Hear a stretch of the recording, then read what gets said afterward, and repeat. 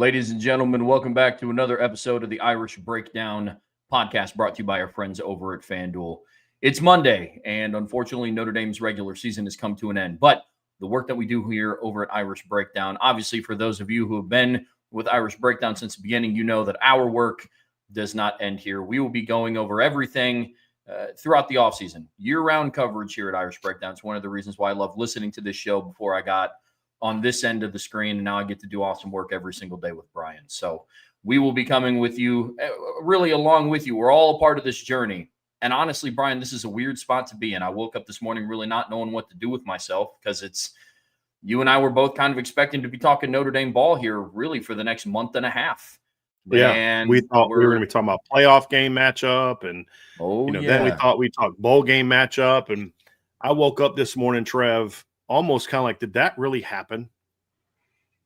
Like, because you said regular season's over with, and you're right, but like the season's over. Yeah. Like and not even like this version of Notre Dame is not going to ever play again because like the bowl sit outs, like it's over. Like we watched Jeremiah Love take his last carry at Notre Dame at like 2:00 in the morning. Yeah.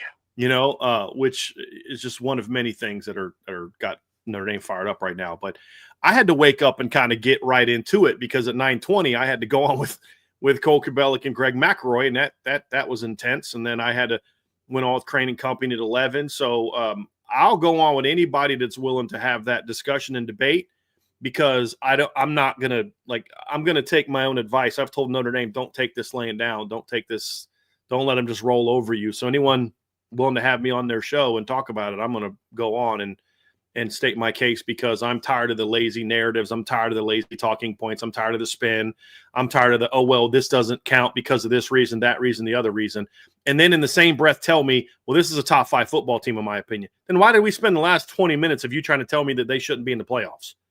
You know what I mean? So I'm a little fired up today, Trevor. A little fired up today. Just got done listening to Pete Bavacqua's comments with Dan Patrick. We're going to have an interesting show today, man. Very, very interesting show. We are. And before we dive into this, I just wanted to say this really quickly. Yesterday in the show, and it came to my attention, my wife listens to the show all the time. She loves supporting what I do here, and I wouldn't be here if it wasn't for that. I did want to apologize. I was extremely short yesterday going through some of the super chats that we got and reading them. And that is not, I want it to be clear that is not an inflection of how I feel about the great people in this community. It was a rough, long weekend, and this was just kind of the culmination of all of it. So my apologies in that breath that I was extremely short yesterday with some of the people that were putting in super chats because it is appreciated. But we're back and ready to go today. That's for sure. Well, Trevor, family comes first, man. And I know it was a very long weekend for your family. I think it was a credit to you that you even were part of the show yesterday. So, and then to have that happen the way that it happened, I get it. I do. I get it. It was a frustrating deal and a very frustrating day. And at the end of the day, it was also shocking. And I think that's where, Pete Bavacqua was talking about today. He's like, Marcus Freeman didn't even know what to say to the players. I didn't know what to say other than just to kind of go off for a little bit. He can't do that. I mean, I don't have to be a coach. I don't have to look young men in the eyes and explain to them life's not fair. And sometimes you get screwed over and there's nothing you did to put yourself here. I mean, it's a different conversation, but you get what I'm saying, right? Like you did everything they told you to do and they pulled the rug out from underneath you. I don't know what to say. I didn't have to do that. I could just kind of rail. I can go on shows and rip the committee and stuff like that. And Marcus Freeman can't do that, but it was a very frustrating day. It was a very disappointing day and a day where Notre Dame's future as a program, as a powerhouse is not going to be determined by yesterday. And it's going to be determined by how they respond. And I'm going to make a very rough statement here. So please bear with me because I'm in no way, shape, form, or fashion pointing to what happens in sports and athletics is comparable to war. But I kind of lost out on yesterday that yesterday was December 7th, which in American history is a very big day in our history. It's when our naval base in Pearl Harbor, Hawaii was bombed by the Japanese in a sneak attack. Didn't see it coming. And we look back on that day as we remember those servicemen and women who lost their lives. But what happened in the next 4 years is what defines our country. It's not that day doesn't define our country. Our response to that day is what defined our country. Whether or not, Admiral Yamamoto said it or not, but there's the quote that's attributed to him. I feel that all we have done is wake up a sleeping giant and fill it with, what is it? I forget the rest of the comment, but let me just look this up real quick because I want to get this right. You know what I mean? And just give me a second. But and filled it with, I think it's incredible resolve, as I think is the comment that is made. Let me just find it. And fill him with terrible resolve. And so I'm making this analogy roughly not to put what happened to Notre Dame on the same plane as what happened on December 7th, which is a day that is someone who's a big fan of history, views that day as an important defining moment in our history. From a sports standpoint, I view it as something to where you say, how you respond to this moment is going to define who you are as a program. You look back and people say, why aren't you in the Big Ten? And then we kind of educate them on they're not in the Big Ten because of Michigan screwing them over and the anti-Catholic bigotry and all this other kind of stuff. So what did Notre Dame do? Oh, well, this sucks. We're just going to stay here and be D3 football team. No, they said, fine, you don't want to let us in, then we're going to go become the biggest program in college football. Right? So it's how you respond to those moments that defines you. How Notre Dame responds to this moment moving forward in many ways, on the field and off the field, is going to determine whether this was just Notre Dame getting screwed and they sat back and took it, and the AD went on a couple press conferences and had a press conference or a couple podcasts and TV shows and had a press conference where he said, we're really mad about this, or is there going to be something to it? And that's going to be the fascinating point. And that ultimately is going to determine what this moment means for Notre Dame. Because my hope is that this is something that brings about tremendous resolve for Notre Dame. That's what I'm hoping. Yeah, I think that's extremely well said. And that's what it's going to be. And we're going to talk all throughout today in today's show, and really probably throughout the rest of the week. It's going to continue to come up of what the answer is going to be. The response can't end with Pete Bravacqua going on various different shows and saying that they're upset. That has to be the start. Mm-hmm. The start of this has to be Pete Bravacqua leading the charge and saying we were done wrong by the College Football Playoff Committee, which is another thing that we're going to talk about in today's show. So, folks, just to give you guys an outline of what we're going to be talking about today, Notre Dame obviously made the decision to sit out of the Pop-Tart Bowl. We're going to go into that. We're going to talk through pros and cons. And then part two of today's show, we're going to just recap the final thoughts of really what went down yesterday. Notre Dame got snubbed. We're going to talk about what the response is going to be. Big picture. What can be done about this at a big picture for college football? Because, look, folks, here's the reality. This year it happened to Notre Dame. In 2023, it happened to Florida State. It's going to happen again. What's going to be the answer? And then for Notre Dame, what's the recourse? And then we're going to talk about the ACC and what's next there. And then, folks, we are going to have a mailbag at the end of today's show, because I'm sure, like a lot of you guys, there's a lot of questions out there, and I hope that we can answer most of them. We will absolutely give our opinions on them, but please be sure to put in an MB for mailbag or a little mailbox emoji. We'll get to your questions. Obviously, super chats bump to the top. But, Brian, this all starts with some of the other breaking news that came out yesterday. On top of Notre Dame being left out of the playoffs, not an hour later, they were obviously receiving phone calls. That's another thing Pete Bravacqua talked about, is amongst the shock of everything that happened yesterday. Not only did they have to try to respond and try to give answers that they didn't have to the players that were hoping to have a playoff bid, players like Jeremiah Love and Jadarian Price, people that Notre Dame's athletic director listed off in his various interviews. They then had to start fielding calls for bowl games, and Notre Dame ultimately elected to then sit out. So that's where they're at right now, and that's why we said at the start of the show, the season's done. We're not going to see Notre Dame play again until they take the field at Lambeau Field and play Wisconsin for the 2026 season, which that's still a tough pill to swallow, but that's the reality that we're sitting in. But immediately, Brian, Notre Dame elected to sit out of this bowl game. What are your initial thoughts on this one? We're going to talk more about Notre Dame getting snubbed from the playoffs. We're going to talk more about Pete Bavacqua's comments. We're going to talk more about big picture what this means, but I did feel like it was appropriate at the very beginning to kind of talk about this first. And then kind of what comes next for this, because Notre Dame obviously is not playing in a bowl game. You're going to see players jumping in the portal and different things along those lines. And so we'll have some of those conversations, but the bowl thing, I think, is the most immediate thing to talk about. And you know, I spent all day yesterday saying, like, you can't have that emotional reaction, folks. You can't. You've got to practice. You've got to prepare, and all that stuff is important. And I still believe that. And the coach in me is disappointed by this Notre Dame decision. It is. My desire to see Cam Williams and Micah Gilbert get a lot of work in the bowl prep if Malachi Fields decided to sit out, a chance to maybe see Aeneas Williams and Nolan James get a lot of work with the first-team offensive line if Jeremiah Love and Jadarian Price sat out, for example. I'm disappointed that we're not going to get a chance to see that. Completely disappointed. And the coach in me is saying, you know, hey, look, this is one of those things where, you know, you suck it up and you deal with it.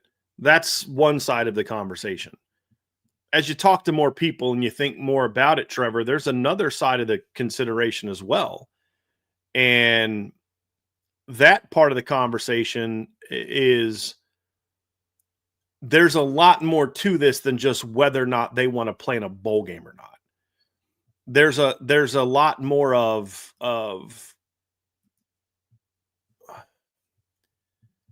they felt they completely got screwed and lied to, and there was a corrupt process that kept them out of the playoffs.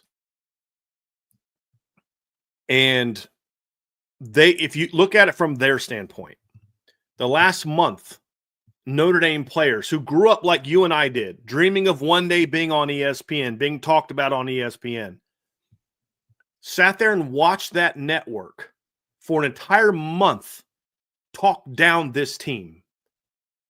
Tell them, hey, you don't really belong in the playoffs. Miami does. Bama does. And sit there and dismiss all the things that they've accomplished. Lie to them for a month. I am very curious to hear what comes out in the next couple of weeks. Dan Patrick had made a comment on his show at one point in time where he said that he was told by someone, I have to go back and listen to it again, a month ago that Notre Dame was going to get screwed. And what I what I believe, this is very conspiratorial, but it's becoming more and more making sense, and you're hearing more and more people talk about it, is you're seeing a situation where was Notre Dame used to drive ratings because they looked at it and said, barring a bunch of upsets, nothing's going to change. This is what it is. And we didn't see a lot of upsets in the last month. If Notre Dame would have been ranked behind BYU and Miami 3 weeks ago, what's the point of having those shows? Nothing changed. Was Notre Dame used for ratings only to have the rug pulled out from underneath them? And if you're the Notre Dame players and you're the Notre Dame team and you're sitting there and you see all that happen and say, now we're going to go play a game on that network against the other team that got screwed in BYU, and you're going to spend a whole month hyping up the two last teams in the playoff. Boy, they both have a case that they got jobbed, and we're going to air it on that same network that's been ignoring one team and just talking trash about the other team for the last month. Fine, if BYU wants to play, good for them. Nobody cares about BYU outside of BYU. Notre Dame players said, look, we have one opportunity to make our voices heard. We only have one bit of recourse to what happened to us. And that recourse isn't to take our ball and go home. Our recourse is tell you to go F yourselves. That's what it comes down to. And that's what the Notre Dame players, in my opinion, decided to do, is to say, listen, you're not going to make money off of us. We're not going to go out there and tap dance for you for the next month and be good boys and all that kind of stuff for you. So we can play in a bowl game that we as players make no money over, that you're going to make millions of dollars on. Screw you. It's the only recourse they had. I think there's also an element to these kids have been grinding hard for 2 years. They went from spring ball in 2024 to the season, to the playoff, to playing into late January in a championship game. Little over a month later, they're in spring ball. Then they're in summer workouts. Then they're in fall camp, and they jump right into Miami, Texas A&M. I think these kids just needed a chance to sit back and say, no, we need a break. And with what happened to us, we're not going to play into that system anymore. And we're going to affect change. I think that's what this statement was all about. And it wasn't just we're mad, we're in our feelings, we don't want to play because it's not a good bowl game. I think this is their way of saying there's only one thing we can do to protest. And there's a right way and a wrong way to do this protest. They could have taken the invitation, had their 15 practices, and then pretty much at the last minute said, F you, we're not doing it. But that's the wrong way to do it. The right way to do it, and there's probably contractual obligations and financial things, which I don't think Notre Dame would care as much about. The right way to do it is just to immediately, before you officially get put into a bowl, say, we're not going to play in a bowl game. You're not going to make money off us. You're not going to hype up this big bowl game between Notre Dame and BYU, the last two teams out of the college football playoff. No. I'm not going to do that. No. And I think that played into it. Brian, when the news broke yesterday that Notre Dame elected to sit out of the bowl game, you were the first person that I had talked to about it. I mean, we talked about it, not 5 minutes after we hopped off of yesterday's show. And that's when the news officially broke. And at the time, you and I were both disappointed in two sides of that coin. We were disappointed from the fact that, one, our job is Irish breakdown. That was another game to break down. That was another aspect of us to continue holding on to a season while still being disappointed. We still got to watch them put on the gold helmets one more time for the 25-26 season. The other flip side of that coin was the fan aspect. As much as you and I love doing what we do as a job, we are still fans. I get enjoyment out of Notre Dame winning, not just because Irish Breakdown does well, not because Brian and I can sit down and talk about it for a week, but because I, as a fan, enjoy watching Notre Dame win those games. That being said, over the last 24 hours, some stuff has came out about Pete Bravacqua talking about this was kind of a player-led decision. I respect Marcus Freeman for leaning into the players, his team captain specifically. And basically the general consensus was, look, we don't want to go take the field as a shell of what this team was. This was a special team. Mm-hmm. We don't want to go take the field without guys like a Jay Love or a J.D. Price and the list of players went on and on. That I respect. And then the more I started to think about it, the more it started to progress for me. Notre Dame is a team that played in 10 straight elimination games. 10 straight. And won all of them by double digits. Mm-hmm. And we're told by ESPN and the committee that they'd make the cut due to that fact, only to have the rug pulled out from them last second. For then the recourse to be, but I know we didn't leave you out of it. We're going to continue making money off of your name and feed into this narrative that, this was a team that kind of should have been in, left out by that brand. Because the same network that spent the last month bashing you was going to spend the next month talking about how screwed over you were to sell the game.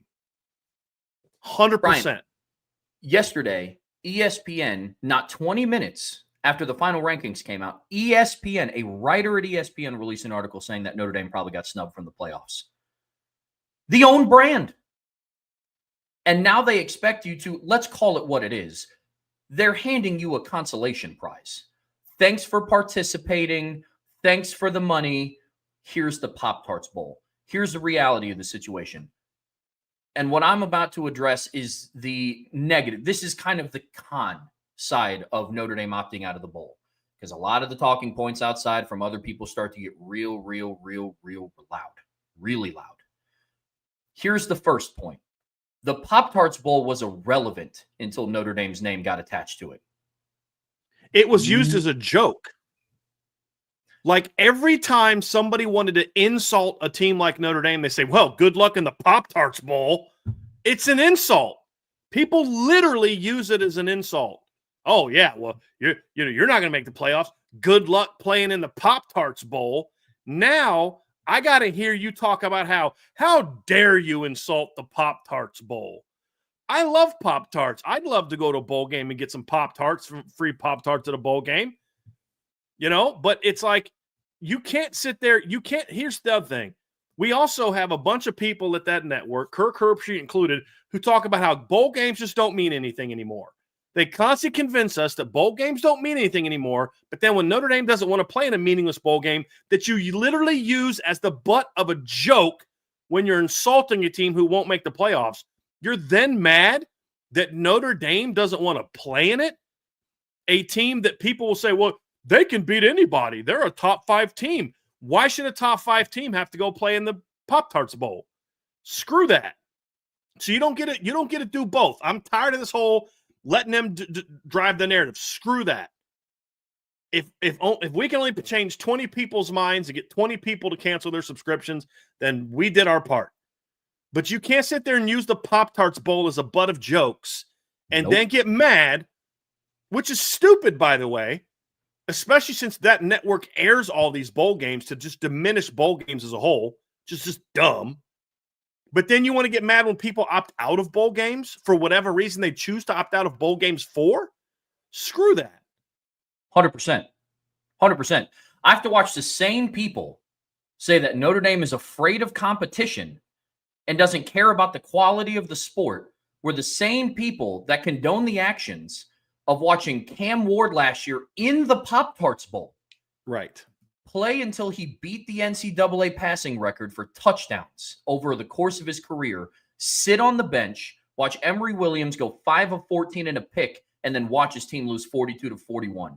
But then I'm supposed to accept the fact that Notre Dame is the one that isn't buying into competition. They gave you ample time to fill that slot of a team that would be happy to play in a Pop-Tarts Bowl. Here's the facts. Notre Dame played all 5 of their away games that were aired on ESPN this season. All 5.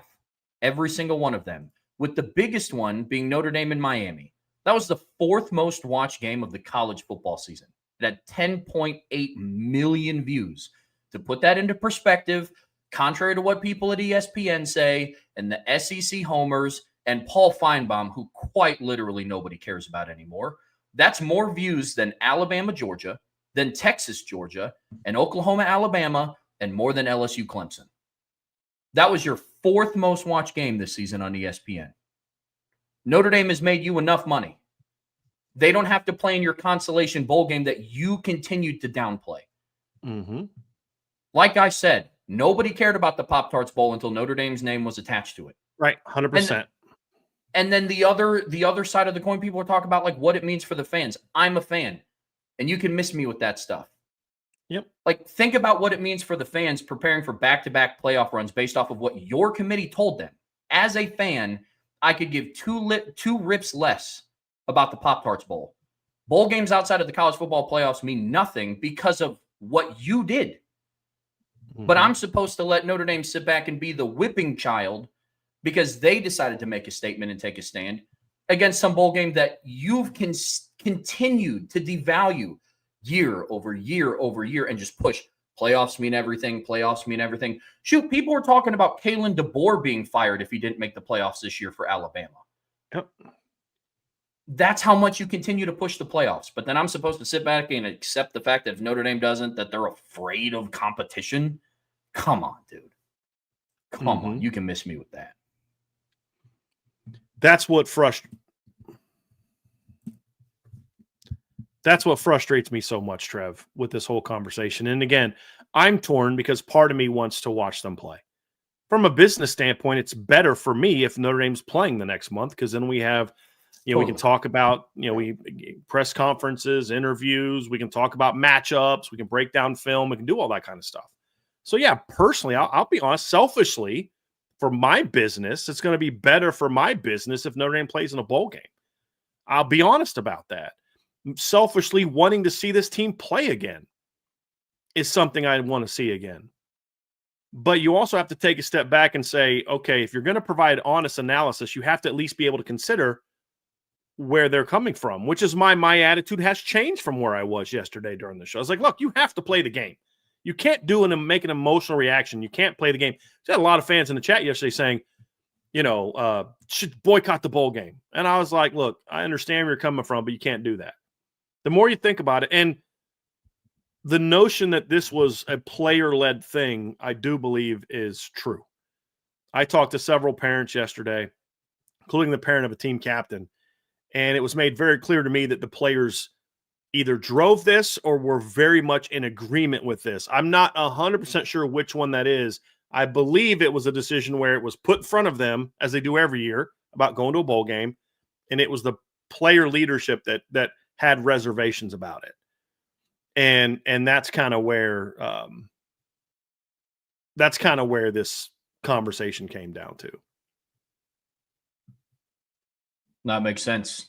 No, that absolutely makes sense. And I've seen a bunch of different counter arguments to these points. Mm-hmm. Yes, I understand that Georgia missed the playoffs a couple years ago and then decided to go play in their bowl game, and they dominated. Those are just facts, and I'm not disputing those facts.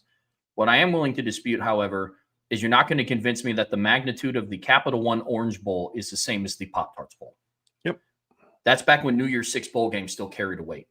Because I'd also be willing to bet that if Notre Dame missed the playoffs but had the opportunity to play in a New Year's Six bowl or a major bowl, they would still have done it. How do I know that? I'll tell you. They played in the 2021 Fiesta Bowl, despite the season not going their way. So, yes, while it is they valid. Played in the Gator Bowl after 2022. They played in the Sun Bowl after 2023, a season where for a while they were in contention for a playoff bid. Mm-hmm. So, yeah, this is a different situation. Yeah, it's a completely different situation.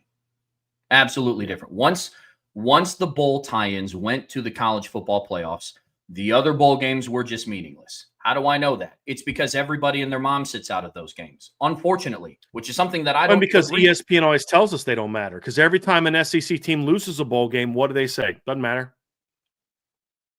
I had someone tell me that I lost credibility because I said 9-2 Navy's better than 5-7 Auburn. Mm-hmm. Are you serious? Yeah, got to question credibility. If I were to say, well, hold on a second, Navy beat an Oklahoma team last year that beat Alabama. Well, that's a bowl game. It doesn't matter.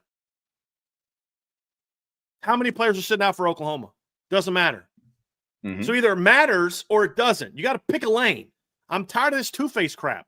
I'm tired of this. Whoa, they should play in the bowl game. Where's your competitive spirit? But then if your team loses from your conference, like you ever notice that the bowl games where the SEC wins, look how bad we beat Florida State, who had like 90% of their starters sitting out the game. Look, it shows you didn't belong in the playoffs. Okay, then Oklahoma gets smacked by Navy. Alabama gets beat by Michigan. South Carolina gets beat by Illinois. Well, the bowl games don't matter. You're dishonest. They either matter or they don't. It doesn't matter or they don't for your narrative. You keep telling us they don't matter. So you know what? Fine. We'll accept that. They don't matter. So then don't get mad and cry when Notre Dame doesn't want to play in a bowl game. That's what I'm tired of. You don't get 100%. to use Notre Dame to drive rankings for the entire process of the playoff and then sit there and say, now we're going to basically use you guys, and the fact that you got screwed the next month, the players are going to ask about it 1,000 times. So a lot of teams would be honored to play in the Pop-Tarts Bowl. Then let them play in the Pop-Tarts Bowl. If there's other teams that want to be in there and Notre Dame doesn't, then shouldn't we let those teams that want to play in it? Of course. So I'm tired of playing nice, and I don't really do a great job of playing nice with the ESPN anyway, but I'm definitely tired of being nice. and just kind of sitting back and letting this crap happen. And we're going to call them out on it. Yeah. And that's why Notre Dame. And again, I personally, if it was up to me, I'd have said play. I want to see the practices. I want to see if Malachi Fields decides to opt out, which is just the way it is nowadays. I'd love to see Cam Williams and Micah Gilbert get that work. If Jeremiah Love and Jadarian Price decided to sit out, I'd love to see Neas Williams and Nolan James Jr. get a chance to go out there and perform in practice and develop and get those opportunities. You know what I mean? Like, I would love to see that. They chose not to go that. I can say this is what I would have liked to have happened. I can say that I'm disappointed at the decision that they made because of what I want, while also respecting their reasons for it. There's a world in which I would have said this is a wrong decision and I think your reasons for it are bad. If they would have been like, yeah, we're mad about this. And, I mean, like, we're just mad. And I don't, there's a world in which I would have probably been like, hey, man, I don't agree with this decision. If it was strictly just a tantrum, I would have disagreed with it because there are a lot of points that people are bringing up in the chat that you've brought up. I do think it's important for player development. Yeah. Now, that being said, I don't think Notre Dame's and I'm not saying that you're saying this at all. There's just some people I've seen take it to this level of the extreme. Notre Dame's success in 2026 is not going to be based on their bowl prep for the Pop-Tarts Bowl. But it's nice to have. I would rather have those 15 reps of practice to get guys like Cam Williams and Micah Gilbert. And that I would rather have those than not. That is absolutely 100% valid. But the success of their season isn't riding on, of 2026. The success of their season is not riding on what they do in preparation in the Pop-Tarts Bowl either. I just don't think so. Like Ohio State getting the brakes beat off of them by Missouri in their New Year's Six Bowl then didn't get them ready for their national championship run. Yeah, but you could argue that the practices that led into the development followed by spring practice and all that made certain guys better. You could argue that. Sure. But at the same time, it's like, I don't think ultimately that this is going to keep them from achieving their goals next season. Would it have helped? Sure. Does it hurt to the point where they can no longer be the team they're capable of? No, I don't think it does. You know what I mean? Like, I agree. I don't think, and it's not the game that matters to me. It's the preparation that goes into it. But it's also the way the game is today. It's a very weird thing because you have certain guys sitting out. You don't have your transfers. You can't have your early enrollees part of practice anymore. They got rid of that rule. So it's also kind of like, are you really getting that level of work? So it's not an easy thing. I personally, again, I would have liked to have seen them play. I would have. But I understand and support their decision not to, because I do think they were thoughtful with it. They discussed it. There was a debate. I was told this. Pete Bavacqua backed this. Like what he said today, I was told last night that this was something where the players were like, no, we got screwed. The process was bad. We're not going to continue. Again, it wasn't just we're mad, so we're not going to play. It's no. You lied to us. You screwed us over. We did everything you said we needed to do. We dominated people, and you spent the last month basically tearing us down, saying we didn't belong, telling us that our season was basically over with in week 3. And that's what they're saying. Oh, the game's got to matter. Well, according to the committee, the 10 games that came after the A&M game mattered nothing to Notre Dame. In that time, Miami lost to a pair of unranked teams. Bama got beat by Oklahoma, got blown out by Georgia. Those games don't matter. Bama's season wasn't over in week 1 after losing to a 5-7 Florida State team. So why should Notre Dame say, okay, now I'm going to go out there and risk getting injured to play in a bowl game that you told us doesn't matter, that you guys use as the butt of jokes all the time. Good luck in the Pop-Tarts Bowl. But I'm supposed to say, if I'm Drake Bowen, or if I'm a Don Schuler, or if I'm Anthony Knapp, or Jordan Faison, or Jaden Greathouse, or Jaden Alsbury, or Leonard Moore, I'm supposed to go risk injury for a game that you keep telling us doesn't matter? You're going to use us to make a lot of money off a bowl game. Are we getting a cut of that revenue? Nope. So we're going to do this to play in front of a network that just spent the last month lying to us and crushing us on their shows every freaking day? No. And now y'all want to act like, oh, I support Notre Dame. They got screwed. Okay, but you notice they will never say who should have been out. They won't have the – now, I'll give Dan Orlovsky credit. He did say it. He said they should be out. Alabama should be out. But I also saw 2 other Alabama grads that don't work for ESPN that flat out came and said Alabama should not have been in over Notre Dame.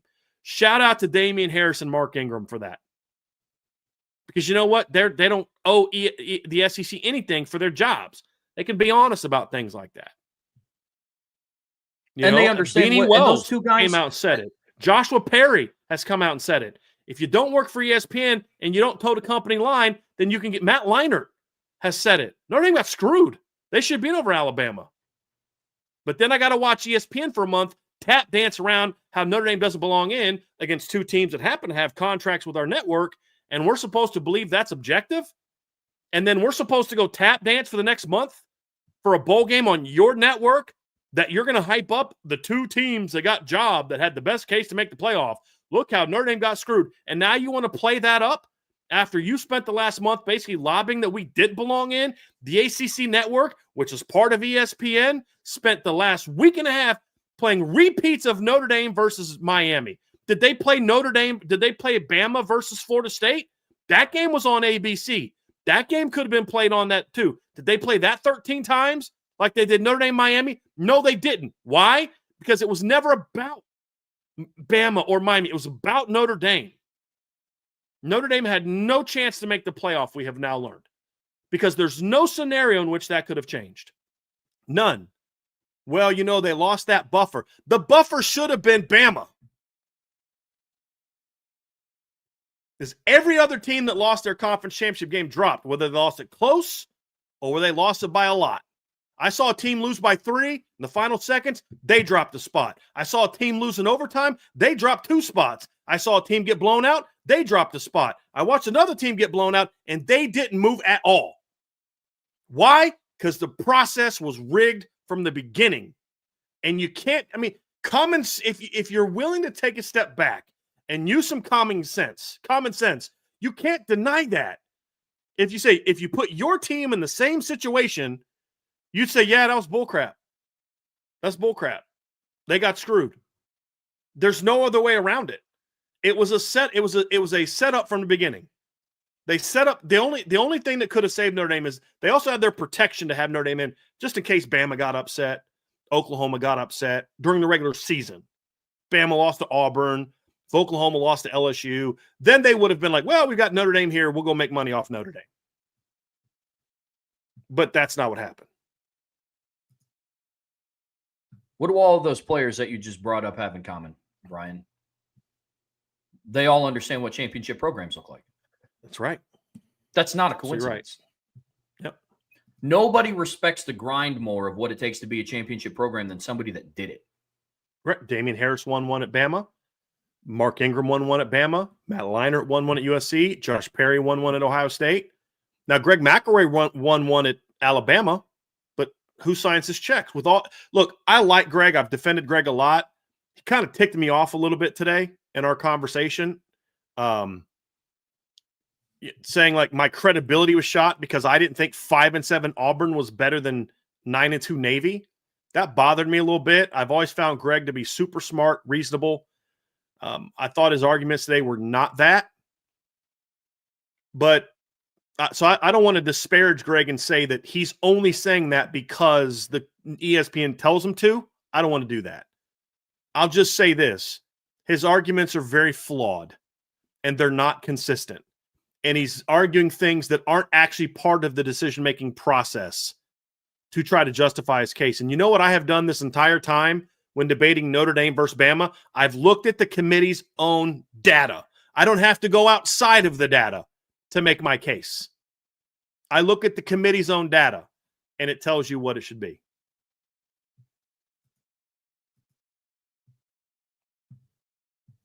Definitely not wrong.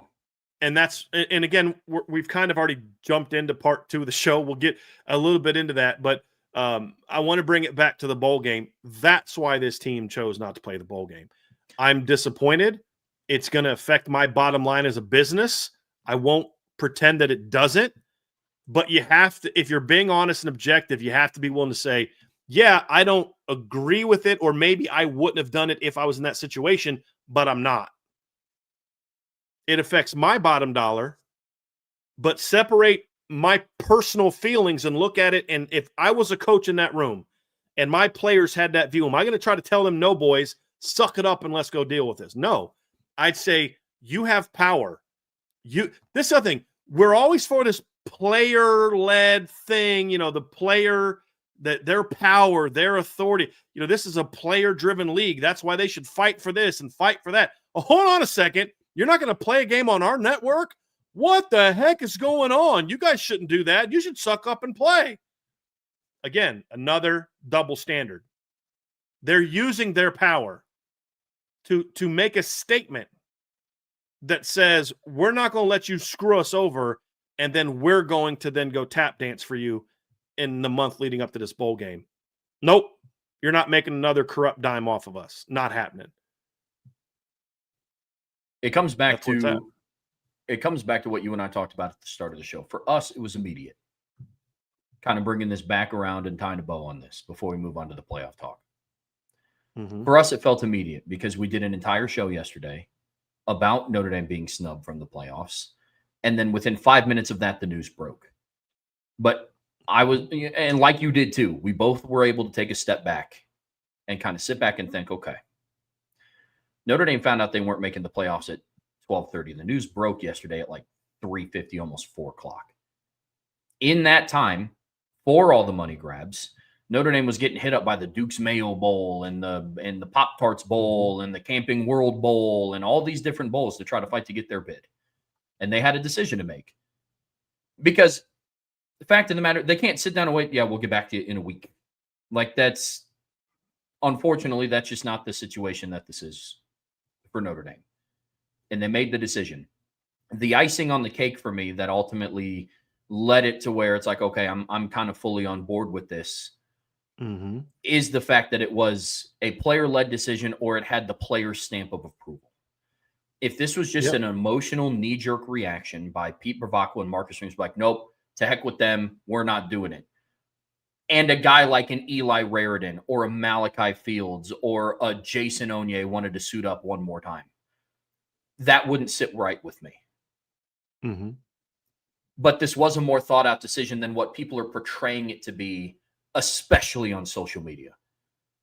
Mm-hmm. Of that, this is a poor representation for Marcus Freeman, and you're teaching these kids the wrong thing. Like, you can miss me with that stuff.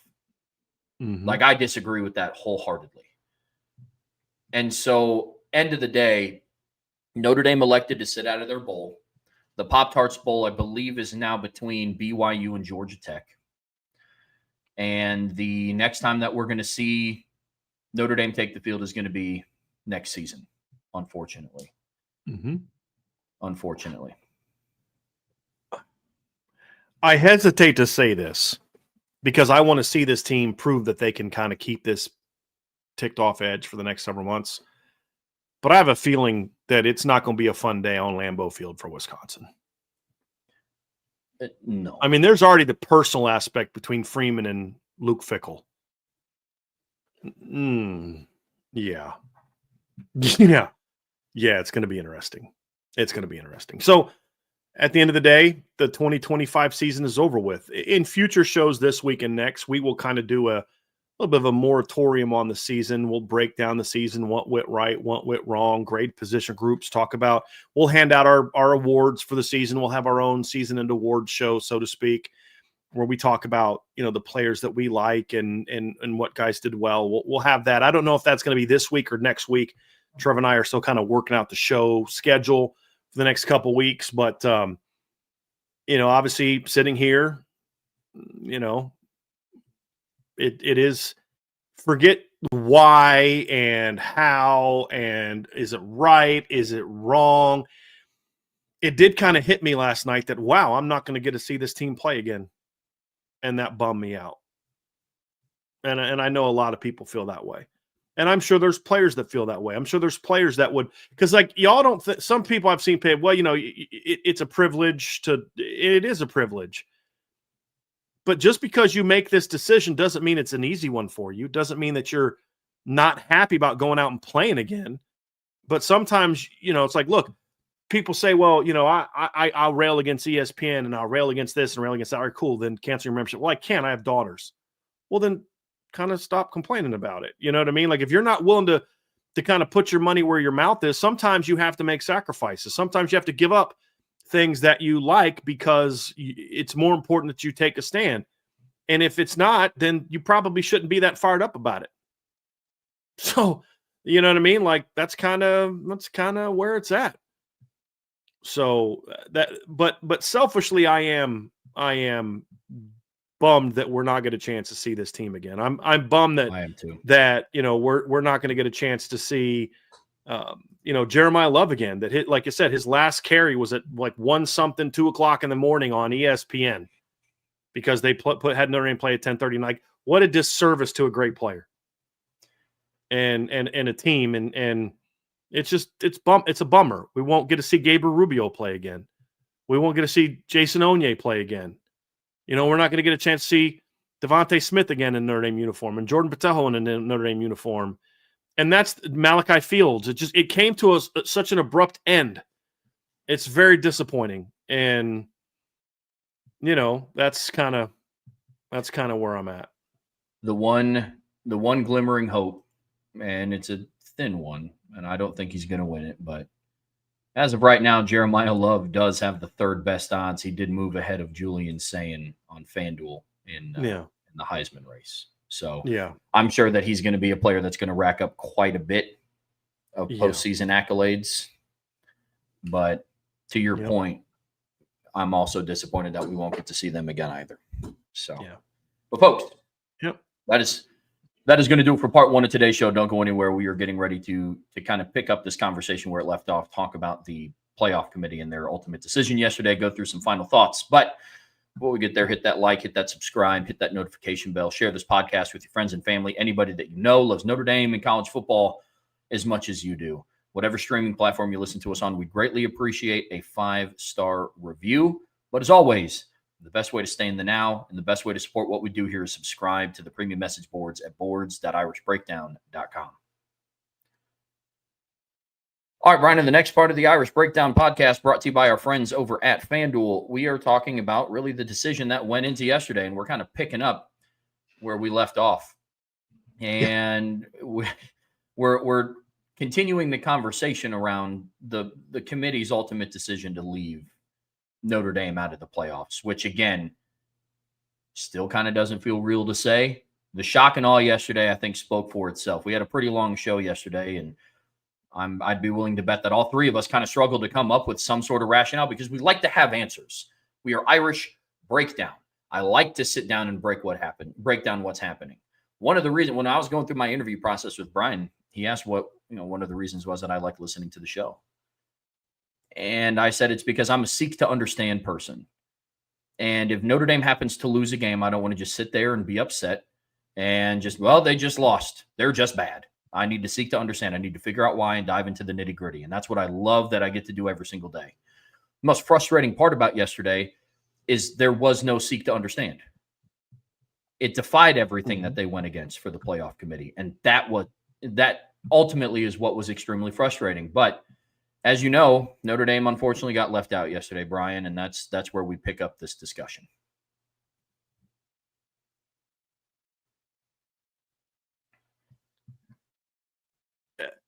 I think my frustration with the whole thing, and we'll circle back a little bit about what we talked about yesterday, because what we want to do is we're going to talk about, it's not just continuing to vent about being left out. We're going to have conversations about, what should they do?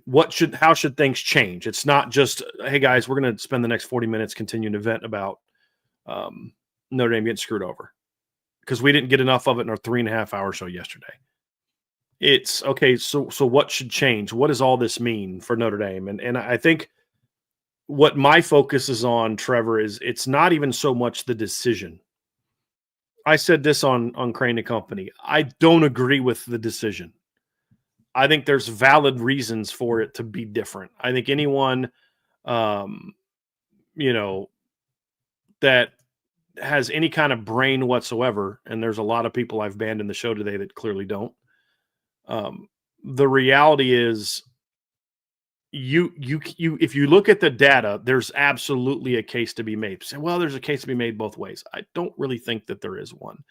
And the problem with this whole debate and the shallowness of this whole debate is that there's so many people that get into these conversations that don't understand what the data the committee looks at is. That was my debate for a long time. And that's how I was able to justify Notre Dame being ahead of Alabama. For 3 weeks, I was able to justify it by data. And the thing that's so frustrating is that in the final decision, they pretty much said, screw the data, we're going to go with the team that we want.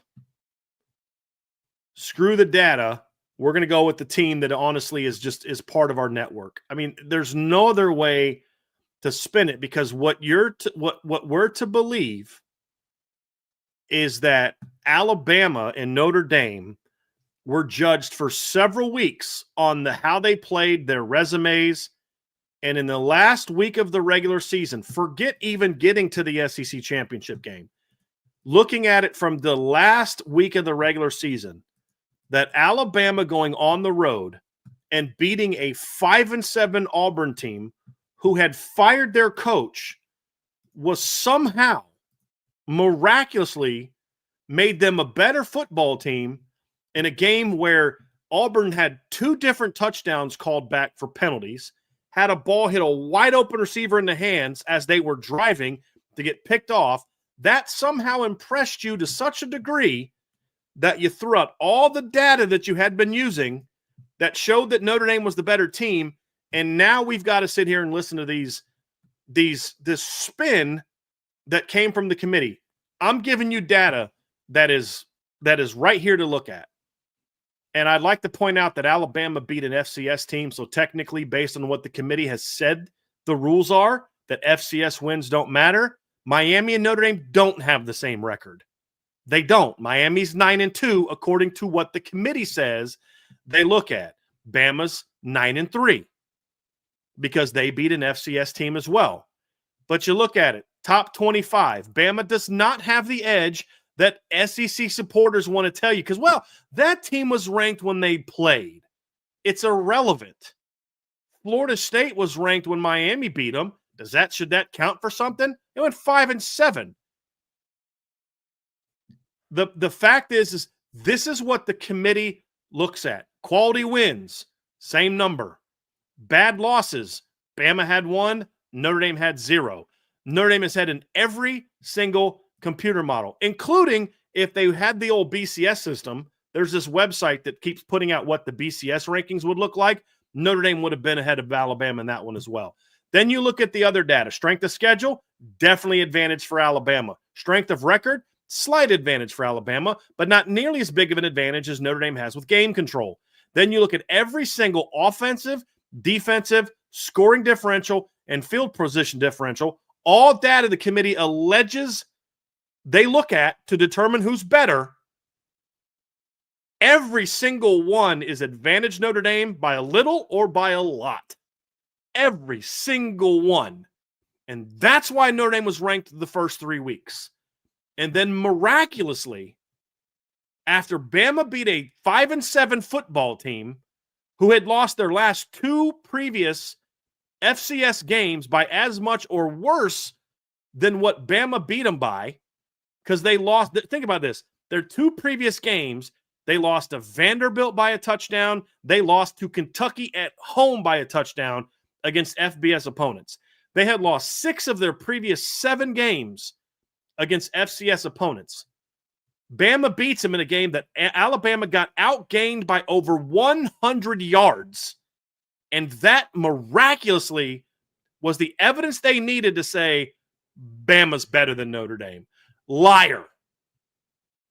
You're a liar if you're going to tell me that. And look, I'm not being emotional. I'm stating a fact.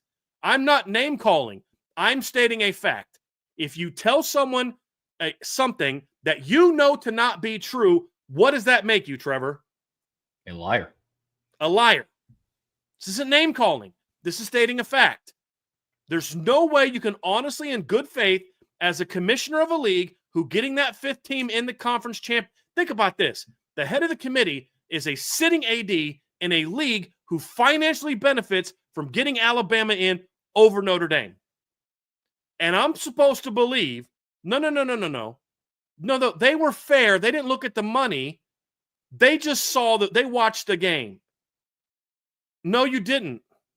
Because you can't watch that game and come back and tell me, no, that game is what finally convinced us that Alabama's better than Notre Dame. I know that Notre Dame beat their last 2 opponents that were FBS teams by a combined score of 119-27. I understand that. I know that Notre Dame had more 40-point games against the SEC than Alabama had against FBS opponents. I understand all that. But boy, that gritty win over 5-7 Alabama impressed us a lot more than Notre Dame blowing out a 4-8 team. I'm not as stupid as you think I am. Neither are the majority of people who aren't SEC fans. You are looking us in the face and you're lying right to us. And I'm not going to sit here and take that. It's a lie. It's dishonest. And it tells me that it was always going to be this way. And then, Trev, you go to the SEC title game, you rush for -3 yards, you get beat 28-7, and I'm told that game had no bearing on the fact that Alabama was considered better than Notre Dame. You're now lying about your lie last week. You told us last week there was a very heated debate. It was very close between Notre Dame and Alabama. But Alabama barely beating a 5-7 team and then getting just, it's probably an appropriate phrase to use because of who they played, dog walked in the SEC championship game. That has now all of a sudden, that doesn't matter. We've still determined you're better than us. No, I don't buy it. That's a lie. It's flat out, you looked us in the face and you lied to us for 2 weeks in a row. And then they do these things where the teams are allowed to defend their teams or their conferences on Thursday in front of the committee. And I was told that, I don't know if this is necessarily true, I was told that Ron Paulus gave the last defense for Notre Dame. I don't know if that's true or not. I'll keep any thoughts I have on that to myself. But what Notre Dame was told coming out of that is that they're good. That's what Pete Bavacqua has said. They're good. How that changed after Alabama lost by 3 touchdowns in the bowl game is beyond me.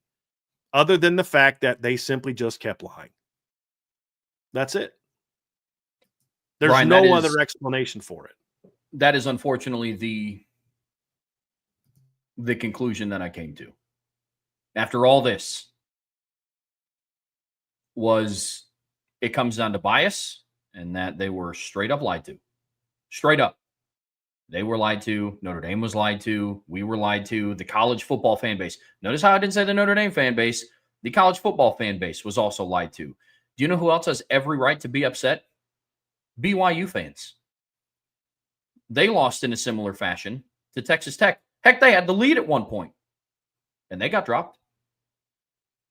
Why isn't Ohio State still the number 1 team in the country? They lost in a much more competitive game than what Alabama did. It was a lie. The playoff rankings were set before Saturday. This weekend was a formality. Like the only thing that was going to change is if one of those teams got upset in the regular season at the end. That's it. 100%. Yeah. A conference championship was just a formality. Yep. But everybody was lied to. Heck, you lied to Vegas. Notre Dame had minus 3,500 odds to make the playoffs on FanDuel 5 minutes before the show started. Mm-hmm. I mean, for some people that just, when all else fails, they follow the money. You lied to them. Yep.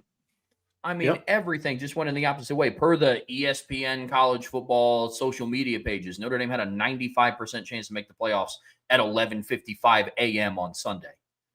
Mm-hmm. All for the simple, and the rationale you gave the week on Tuesday in the penultimate rankings was because Alabama went for it on 4th down. Mm-hmm. And that just bewildered you. The other part of this, Brian, is it also comes down to the name on the jersey. You notice when teams and fan bases go against Notre Dame, what teams did they use, Brian?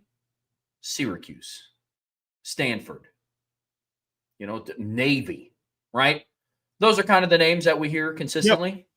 Have you heard one person throw Arkansas back in Notre Dame's face, even though Arkansas is the they're terrible. They're 2-10. Right. No. Nobody says that about. Well, they were a team that had quit. They gave up. They were going to fire their coach. Mm-hmm. Well, how is that not true when they lost by 6 to Ole Miss? Or by 3 to Texas A&M? Yeah. But Arkansas plays in the SEC. There is just this incessant bias that it's just harder. And I'm here to tell you, it's just not. The committee moved up a team going against their core principles. They moved up a team in Ole Miss that just lost their head coach and lost to the best team that they played. Well, they're 7-1 in the SEC. It's a 16-league conference. You can't gauge how good a team is. How do I know that? Because not all schedules are created equally. If I'm LSU's athletic director and if I'm the head coach, if I'm somebody on the LSU's coaching staff, I'm looking at what I got compared to what Ole Miss got, and I'm like, yo, what the heck? I got 5 teams that finished under 500, and we're playing Bama, and we're playing Ole Miss, and we're playing Oklahoma. What gives? I mean, that's the issue. That's the flaw. I was having a discussion with somebody today on the show that's going to come out later today, and it was, you think that Navy's better than Missouri? Yeah, I do. How could you think that? And what's the whole basis of Missouri? Oh, they're 8-4 in the SEC. They played one game out of conference against a Power 4 team, and it was a 4-quarter dogfight against 5-7 Kansas. What's your evidence that Missouri is better than Navy? Well, it's Navy. Exactly. Well, hey, they beat Oklahoma. Well, that game doesn't count. Bowl games don't matter. What happened the last time Navy and Missouri played in a bowl game, back when bowl games mattered? Do you guys remember what happened then? Navy beat them. That's the thing that's so frustrating is this lazy that team, you only beat USC and Pitt. They're not good. Says who? Literally says who? You and your feelings? Well, Pitt got beat by West Virginia wasn't very good. Well, Bama got beat by an ACC team who sucked, who lost to Stanford. Think about that for a second. Common opponents? You want to go down that transitive property narrative?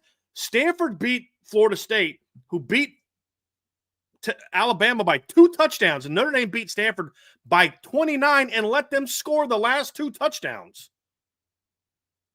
So the whole thing is it's just, you can't, the knots that I have to tie myself into to believe this was just about, we just sat down and had a good faith conversation, and we just felt Notre Dame wasn't as good as those 2 teams. Liars. Notre Dame joined a conference. How'd that work out for BYU? They had 6 quality wins. They had more quality wins than any team in the conversation for a playoff berth, including Ohio State, Indiana, Georgia, Texas Tech, all of them. They had 2 wins over ranked teams. The only team that beat them, one ranked team beat them twice. That's it. The number 4 team in the country beat them twice. They beat everybody else, and they dropped when they lost by only 6 more points than Bama lost by.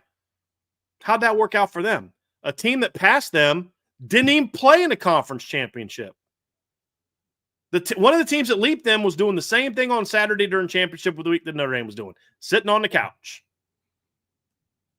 So, yeah. And somebody said, do you think FSU got screwed when they were 13-0? You can go back and watch our shows back then. I absolutely said that Florida State got screwed.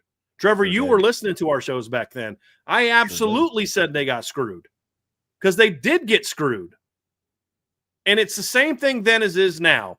If you thought that Florida State couldn't be that same team after Jordan Travis got hurt, you shouldn't have waited for 2 games that they won with the backup quarterback to drop them. Who benefited from that? What team benefited from that? Alabama. I mean, when number 2 Auburn, who beat Georgia and Bama in the regular season, their losses were to a really good Clemson team by a touchdown, a Clemson team that year played for the championship, and also lost a very close game to LSU, who was a pretty decent team that year, would end up going on to win the title the next year or 2 years later. I think that team ended. That's the team that who they played in a big bowl game at the end of the year. They were ranked. Beat Georgia badly. Beat Bama by 12 in the last game of the regular season. Number 2 in the country. 2-loss team. Number 1 seed in the SEC championship. All sound familiar? It's the exact resume Alabama has. They lost to a team they beat in the regular season 28-7. Does that score sound familiar? What happened to Auburn in that game? They dropped from 2 to 7. But I was told today that that's not the same because that was the 14 playoff era. That same exact resume not going from 9 to 10 makes total sense now because it's a 12-team playoff. That's literally what I was told today on a show I was on. No. That's different. I know they went from 2 to 7. Who got in? When Auburn dropped out, who got in? Bama, the team that literally they beat by 12 the week before. 1 week before. Well, the SEC title game mattered then, but it doesn't matter now? Then why did it matter when Ohio State lost by 3? If the regular season should decide seeding, then why did Ohio State fall? Why did Virginia fall? Why did BYU fall? So you can't tell me everything you try to tell me to spin this makes you look like you're being dishonest or you don't understand the process. So when you tell me that, you tell me you're arguing an agenda, not arguing reality, data, or common sense. So that's why I say the whole system is corrupt. That's why I wrote the article last night saying the era of the human committee has to end now. The era of the time where athletic directors that are currently in those leagues, head directors of the Big 12, of the ACC, of the SEC, whose bottom line is impacted by how many teams from their conference make the playoffs, are the ones making this decision. And I'm supposed to believe that was unbiased. I can't do that in good faith anymore when I watch what I just watched. When I watched what happened 2 years ago to Florida State. You can't tell me that anymore, that it's just they had a good, honest discussion.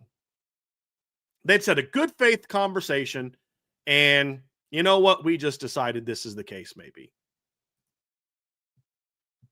You know? No, it's the point that you had about the athletic directors is spot on. I don't care who you are. I don't care if it's a committee. Everybody has an agenda that they're willing to push. It's not a coincidence to me that the active commissioning, the playoff committee chair, is the athletic director of a conference that A, would benefit by Alabama getting in, and B, sat on the sidelines and watched the team that they held out beat their team by 43 points. And you didn't want them in the field.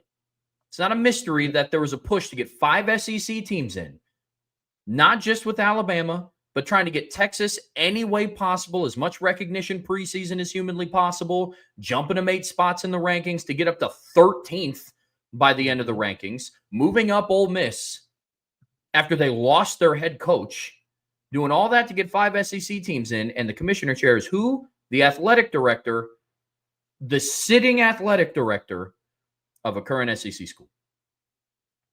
In 2023, when all of that stuff was going down, you're leaving out Florida State, Michigan had a cheating scandal, all of these things were coming out to light. Who had a major influence on that selection committee? Ward Manuel, who is the active athletic director at a school. Of which school? The University of Michigan. Mm-hmm. If you're going to do some shiesty stuff, At least try to do it and hide it a little better and then not blatantly lie about it on national television. Come on, man. Mm-hmm. I always tell people this, and it's probably a bad approach to have in life. I don't get mad at people for lying because it's just going to happen. Unfortunately, that's the world we live in. I get mad at people for lying poorly. Mm-hmm. If you're going to lie better. And what ESPN has rolled out the last 2 weeks has just been an absolute load of crap. And they're offering it up like a 5-star dinner. That's what they all knew doing. it. They all said it last week. Everybody hammered them for it. Yeah. Yep. They all knew. Your rationale behind moving Alabama up one spot over Notre Dame is because they ran the ball well. Mm-hmm. Ran for 158 yards. They average out over the course of the season. They're the 74th best rushing offense in college football. Mm-hmm. But that ran the ball well. They went for it on 4th down. That's what. Why did they need to go for it on 4th down against Auburn? Like, that's the whole thing that's so dumb about it. And you can't tell me, well, we thought they ran the ball well. They ran for 4.2 yards per carry. Like, think about it. They ran for 4.2 yards per carry in that game. Well, what happened the next game when you played a team with a winning record? You know, like, you went for -3 yards. You averaged 0.19 yards per carry. You know, against Oklahoma in November, you averaged 2.4 yards a carry. And I got to listen about how Miami shut down Notre Dame's run game, which they did. Notre Dame still ran for 93 yards and 3.3 yards per carry. That's way better than what anything Alabama did in their losses. They ran for 87 yards and 3 yards a carry against freaking Florida State. I mean, seriously, Florida State, a team that went 5-7, a team that lost to Stanford, a team that lost to Virginia, a team that lost by 2 touchdowns to Clemson, a team that got blown out by Florida. They gave up 272 rushing yards to Florida, 238 to Virginia Tech. Heck, a week after they held Alabama to 87 yards, they gave up 105 to East Texas A&M. East Texas A&M, literally, sounds like a joke, right? I'm being dead serious. A week after playing Alabama, Florida State gave up more yards to East Texas A&M than they gave up to Alabama. But I'm supposed to believe that I'm not supposed to listen care about what happened in the championship game, because that really doesn't determine who Alabama is. I got an argument to make. The game against Auburn, the performance against Auburn, that was the anomaly from a running standpoint, not a sign of improvement. It was an anomaly. Yeah. You and I finished with more rushing yards than Alabama did, sitting on our couches in the SEC championship game, because we were at 0. I said that to my dad last night. I said, yeah, I know Notre Dame was home, but they still rushed for more yards than what Alabama did yesterday. Sure did. Today. And so I'm sitting there, and then like 15 seconds later, my mom just starts laughing. She goes, I just got it. She's like, I know what you were saying at first. She's like, that's a good one. Oh, that's awesome. So okay, we've complained enough, right? So what now? What now? What happens now? I think the thing that if you're someone, whether you're an SEC school, an ACC school, Big 10 or Big 12, try to be a grown-up for about a minute here and just listen to me, okay? If you're someone who has looked at this process and said, I don't like the process. You may like that Notre Dame got screwed over. Let's just say you do. But if at any point in time you've said the process is flawed, if you're an ACC fan and you're in here being like, oh, Notre Dame sucks, haha, we love that Notre Dame gets screwed over. Cool. Take a step back. Let's look and see what happened to Florida State last year. Let's talk about what happened to Miami last year.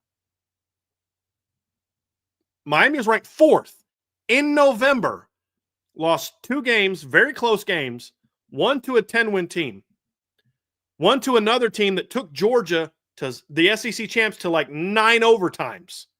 Miami lost close both times to them, and Miami was ranked behind a 3-loss Alabama team that lost to a 6-7 Oklahoma team that lost to Navy, lost to a 6-6, 7-6 Vanderbilt team, and got beat by Tennessee. So it happened to you as well. Maybe you like that it happened to Notre Dame this year, but it's happened to you as well. If you're a Big 12 fan in here acting a fool, join the conference, join the conference. A, give me something more original. I know that your league hasn't mattered for a long time, but give me something original, okay, besides join a conference, because BYU did that, and what happened? Look what happened to your league last year, where your league got no respect last year. We advocated for the Big 12 last year. We said this league's not getting enough respect. There's some really good teams in this league, but they're beating each other up. Your league got screwed by it. Your league got screwed by what happened this weekend. But if you can get out of your feelings and your anti-Notre Dame silliness for 5 minutes and realize the system is flawed, and there's finally a team with the power to do something about it that got screwed over, shouldn't you embrace that? You can hate on Notre Dame you want, but if you don't like the system and you don't like the process, shouldn't you embrace the fact that there's now a team that's powerful enough to do something about it, that got screwed over and seems like they may be willing to do something about it? Don't you think maybe for 2 seconds you can act like an adult and say, hey, the enemy of my enemy is my friend? Because if you also are someone who doesn't think Notre Dame has power, then you're probably in the wrong channel, because this channel doesn't deal with silliness. We deal in reality. They cry, Notre Dame doesn't matter in one breath, and then the next breath, how come you get your own? Why? How come you're the only team to get your own TV deal? And then the next breath, Notre Dame doesn't have any power. Pick a lane, please. You got to pick a lane, because this is a team that has power. Why is Notre Dame going to have their own bye next year? Whenever expansion happens, Notre Dame gets an automatic bye if they're ranked in the top 12. Why? Why? Couldn't they just say, screw you, Notre Dame. If you want to get in on your own merits. But why did they give Notre Dame that bye? Why? Why? Because Notre Dame does have that power. So get out of your 5th grade level comprehension skills right now and think about this for a second. If you think the process sucks, then you could say, hey, you know what? You guys finally, I think it was Tim Brando said this to Booger McFarland. Tim Brando basically was like, that's not the school you want to piss off. That's not the school you want to be mad at. Because for all the crying that people want to make about ACC saved Notre Dame. Nope. It's the other way around. Notre Dame saved the ACC. Because go back and listen to what was happening. The ACC was on the verge of doing exactly what the Pac-12 and the Big 12 did, which is cancel their seasons. They were going to do that. And Notre Dame said, nope, play. We'll join your league for a year. And the ACC said, okay. And they had their best, think about this, during the COVID season, with fewer games, less fans in the stands, the ACC had their best TV revenue season ever with Notre Dame in there. Do you think that happens if Notre Dame's not in there? Nope. So get out of your feelings for a second and realize that there's finally a team that's pissed off enough about this to say they might be able to bring about change. What that's going to look like, I'm not sure. But that's where we're at. And if you're an ACC fan and you actually like your league being in existence, pissing off Notre Dame may not be the best option. And I think that's kind of where we go next is I think the biggest thing for Notre Dame in this conversation is what's the recourse they have for the playoffs? Well, we're going to find that out. That's to be determined, what impact they can have in the playoff. The first thing that I think Notre Dame can do is they can pretty much say, all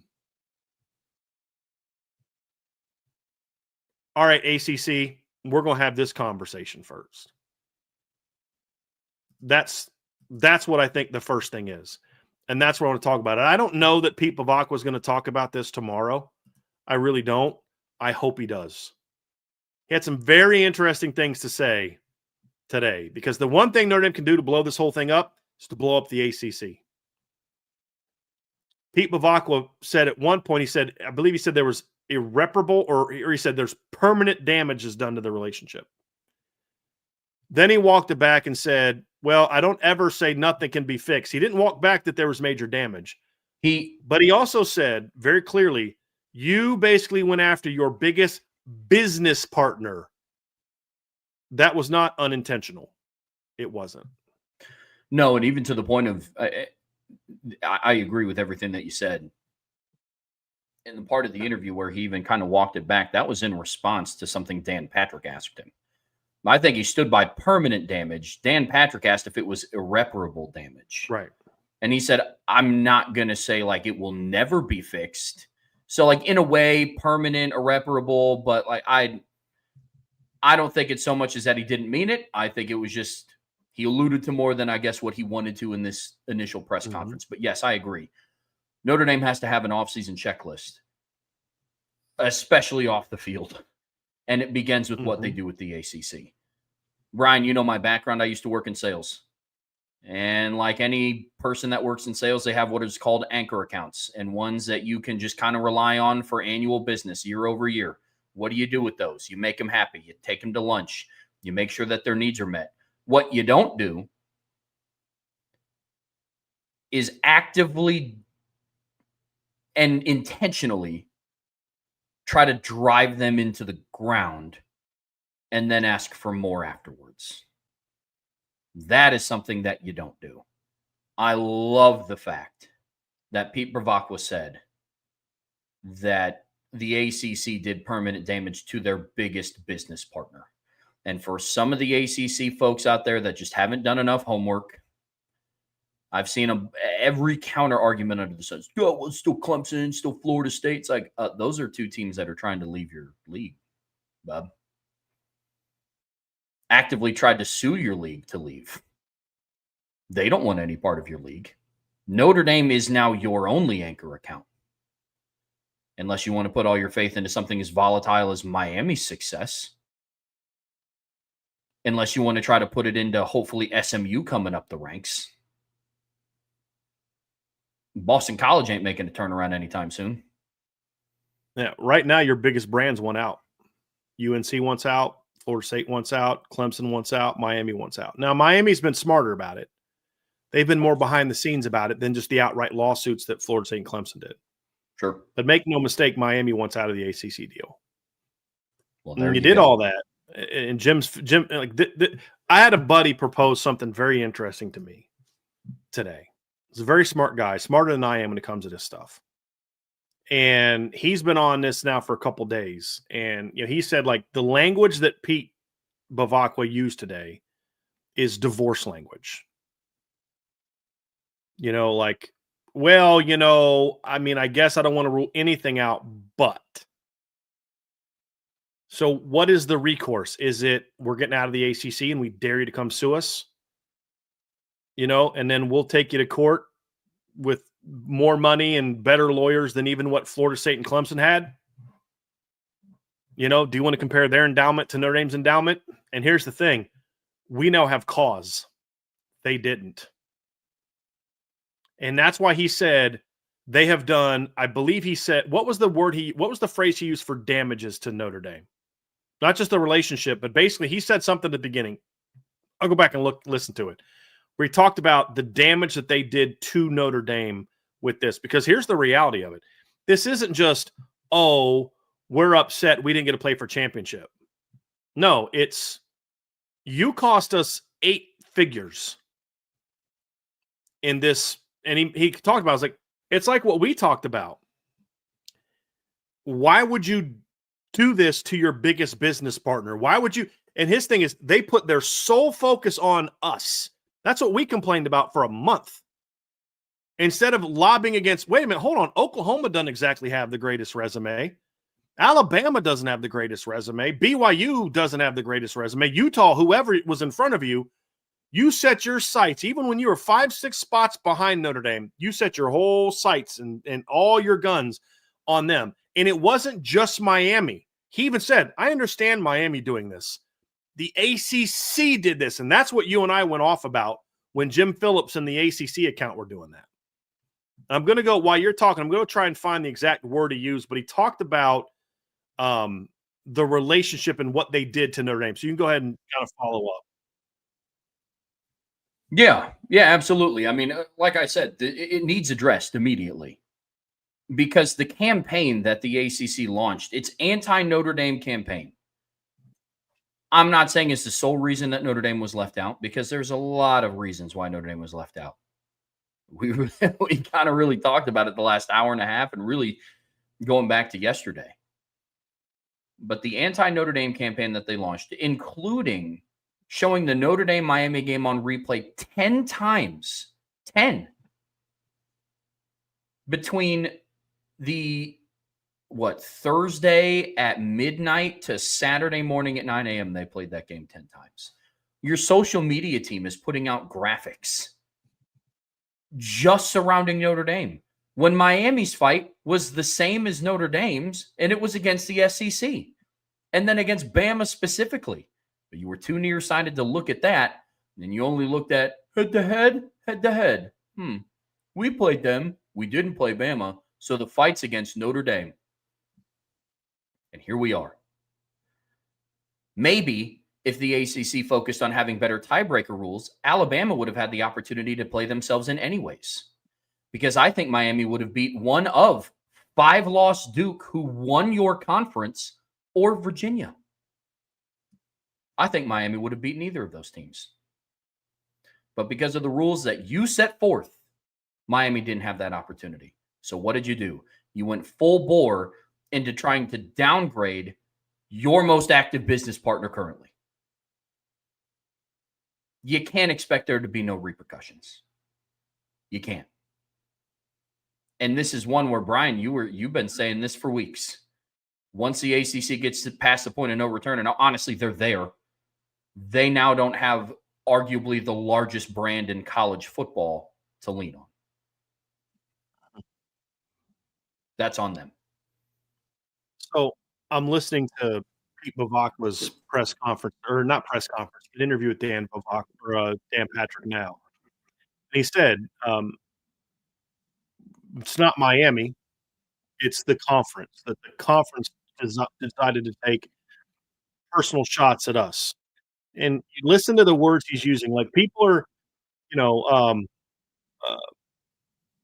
people, if you're going to comment, you have to understand what you're talking about. There's language in the contract between Notre Dame and the ACC, just like there is between Miami and the ACC, Virginia and the ACC, all these teams, because you don't go after these schools publicly. That's why the ACC never tweeted about Florida State.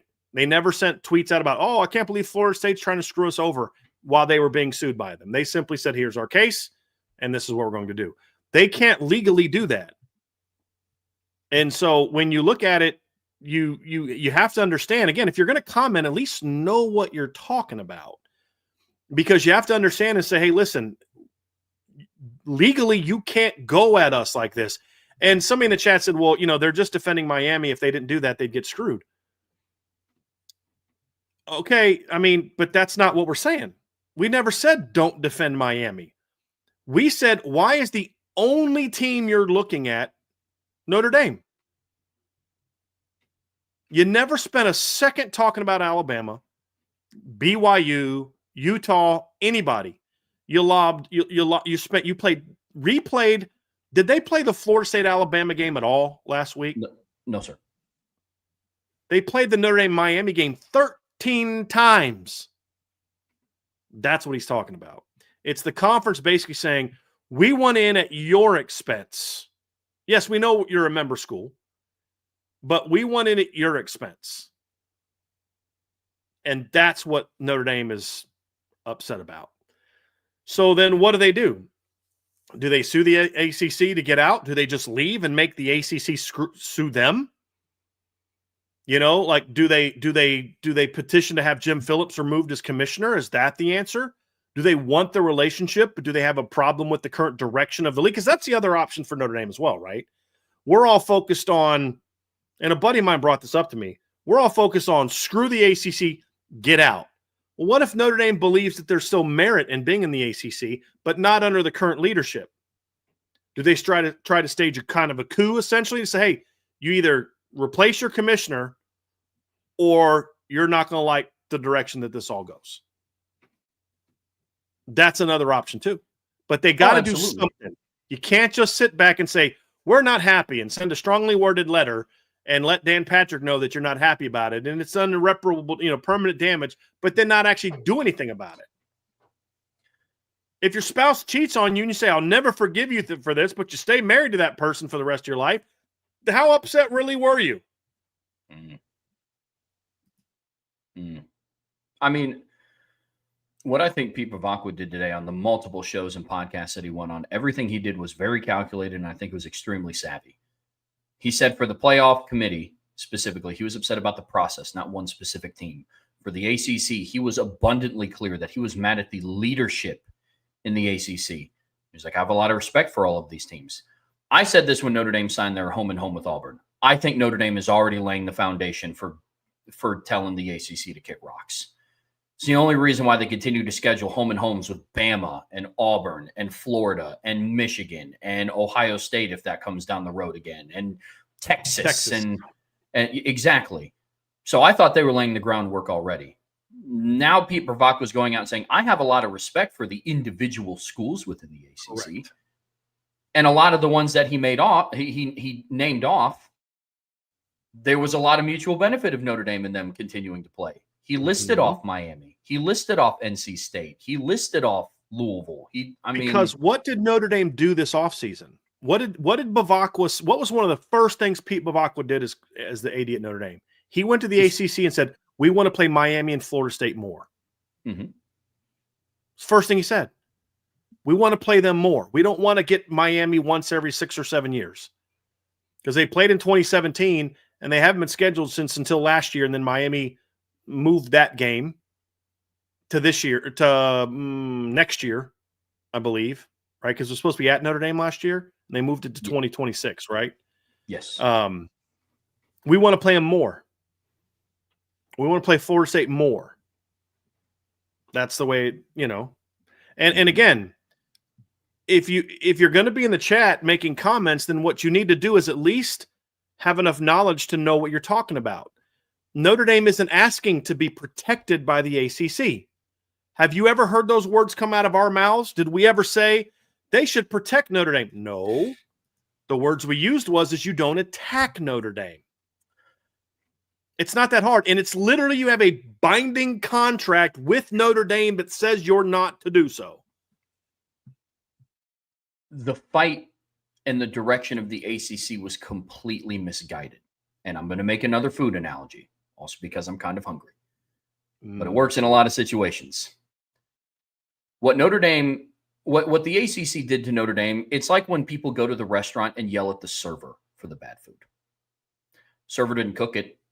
There's a lot of other things at hand that go into why your order was wrong or why your food was cold, but who gets yelled at? The server, because it's the easiest thing. It's right in front of you. Yes, Miami beat Notre Dame. We can all agree upon that. Brian, at any point, did you ever refute Notre Dame's loss to Miami? I seem to remember you and I sitting there in the post-game show, very upset at how Notre Dame played in that game and setting the stage for what it meant for them and what the game meant against Texas A&M. But they took the easy route. They just looked at it at the best way that I can explain it is at pure face value. It's like, we beat Notre Dame. They're ranked ahead of us with multiple teams in between. But they're ranked ahead of us, so all of our fight has to go to that. That's exactly what the ACC did. Is they were the person in the restaurant yelling at the server that there was a hair in the food, not upset at the kitchen, not asking to see a manager, not seeking to understand what happened. That's exactly what they did. And here we are. But no, at no point in time did we ever say that the ACC is dumb for not protecting Notre Dame. The ACC is dumb for the misguided fight. At aiming all of your artillery. Why not go after Bama? Why not go after Oklahoma? Why not go after BYU? That's the whole point. And we've brought up the data week after week after week. Miami's resume was closer to Bama's and Oklahoma's than it was to Notre Dame beyond one data point, the head-to-head. That's what we said. We said for weeks that Miami deserved to be in. We said last week that Miami deserves to be in because we think they're one of the 10 best teams in college football. Our only disagreement is we don't think that they should be in ahead of Notre Dame. But instead of going after the SEC and the SEC teams and the mistake of not looking at it and saying, hold on a second, they lost their head coach. You knocked us out because we lost our quarterback, won 2 games without our quarterback, and you're going to move them up in the rankings. But they were so focused and they spent so much time on Notre Dame, there was no way to pivot to the last second and have any impact whatsoever. When they got in front of the committee and they gave their presentation, it was all about Notre Dame. That's what it was. It was all about Notre Dame. It wasn't, well, hey, why aren't you looking at the ACC compared to the SEC and saying, hey, South Carolina almost beat Bama and almost beat Texas A&M, but one of our middle of the road teams who went 7-5 beat the crap out of them. Kentucky took Texas to overtime, almost beat Auburn, and yet one of our 4th or 5th or 6th best team in the league beat them 41-0. A bottom half of the league of our team beat your number 1 seed by 14 points to start the season. Why wasn't that their pitch? That's the argument. That's the problem. It's not protect Notre Dame. Notre Dame can protect themselves. What they don't need, however, is for you to, it's like you're going to a fight, right? And it's you versus another dude. Your buddy's behind you, his buddy's behind you, but this is going to be a one-on-one fight. And as I start hitting that guy, my buddy starts hitting me in the back of the head. That's what this is. I don't need you to help me fight this dude. I need you to just not jump in on the dude's side. Have my back. That's all that Notre Dame needed. They can fight their own fight. But when you're now coming in with the frontal assault from here and the SEC's coming over here and the Big 12's coming over here, didn't need that. Because we're a partner. We're supposed to be a partner. Supposed to be an ally. Well, okay, you just alienated your biggest business, as Preet Bhavakwa said very clearly, your biggest business partner. That's what he said. He was very clear. He didn't say we're a member league. He said we're not a partner. He said we're a business partner. And that you can know that's the angle Notre Dame is going to take, in my opinion. And that's where the SEC screwed up. I don't need you to protect Notre Dame. If Notre Dame can't fight for themselves, then they don't need anybody else to fight for them. They're a big enough brand to do that, which is why Notre Dame is the only team, individual team, that gets an automatic bye in the future playoffs. Think about that. For the people say, Notre Dame's not who they think they are. Okay, cool. Then why did all the other conferences agree to give Notre Dame a bye if they rank in the top, or excuse me, a bid, automatic bid if they rank in the top 12 of a 14 or 16 team playoff? If they have no power, if they have no pull. Why do they get, I said bye, I didn't mean bye, I mean automatic bid. They get an automatic bid. And I'm not someone who advocates for that. I've never said they deserve an automatic bid if they're ranked in such and such. I've always said, hey, they should earn their way in. Just don't screw them if they've earned their way in. That's all I've ever asked. I don't need an automatic bid. I'm someone who in the past has argued, I don't think Notre Dame deserves a bye in the first round of the college football playoffs. I think that should go to conference champions. I've advocated that. I was perfectly fine with them not being able to have a bye. Notre Dame didn't fight to have a bye. They gave that up because they were all the other leagues were mad that the Mountain West and the Big 12 got byes last year, so they blew the whole thing up. It had nothing to do with Notre Dame. Notre Dame said, hey, we kind of like not having a bye because we won't have played in a long time. We kind of like having home games. So that's the whole point, Trev. We just needed you not to punch us in the back when we were trying to fight this fight. We were willing to take on the Big Ten and the SEC. We just wanted you to make sure that you didn't join in and hit us with a shot to the back of the head with a chair. And that's the whole thing. That's the whole thing. It was, and the bare minimum wasn't, and we need you to link arms with us and fight the same fight. It was just don't do damage. And here we are. And for the dude in the chat that still doesn't get it, we're not talking about Miami versus Notre Dame. Yes, I know head-to-head matters and blah, blah, blah, blah, blah, blah. Yeah, he's not going to be able to comment anymore. I understand that. If you go back and you watch our show yesterday when the rankings came out in the first 10 minutes, me, Brian, and Vince all said that we think that Notre Dame and Miami should be in. Whatever order you want to put that in, I really don't care. We said that they should both be in over Alabama. That's the point. Notre Dame was willing to wage a fight against the Big Ten and the SEC. They just needed the ACC to not do what they just did for the last 36 days. That was it. That was literally it. It wasn't, hey, let's get your best team of lawyers and our best team of lawyers together, and let's stand arm in arm like a chain link fence and fight this. It was, hey, just kind of don't mess it up. And here we are. Mm-hmm. And here we are. And you would think of all the conferences, the ACC would be more on board than that, because the same committee screwed over one of their conference championship winners 2 years ago. But here we are. And it's your leadership that failed to act in a proper manner to make tiebreakers be, number one, head-to-head, number two, highest-ranked conference champion. Because if you'd have done that, there's a pretty good chance that right now, Notre Dame and Miami are in the college football playoffs. Because Miami would have replaced James Madison.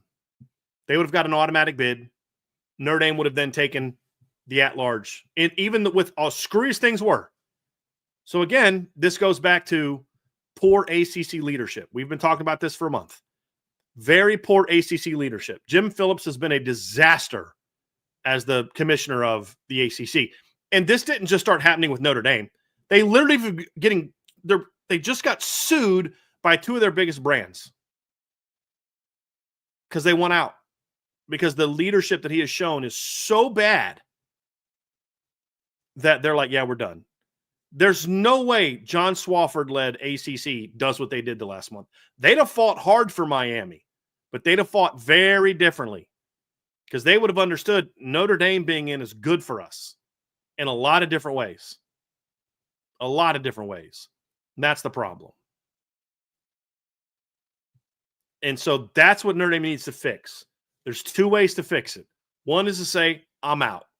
And we'll talk about what that might look like. Number two is to say, you need to fix your leadership or we are no longer comfortable moving forward. Because here's what Notre Dame can do.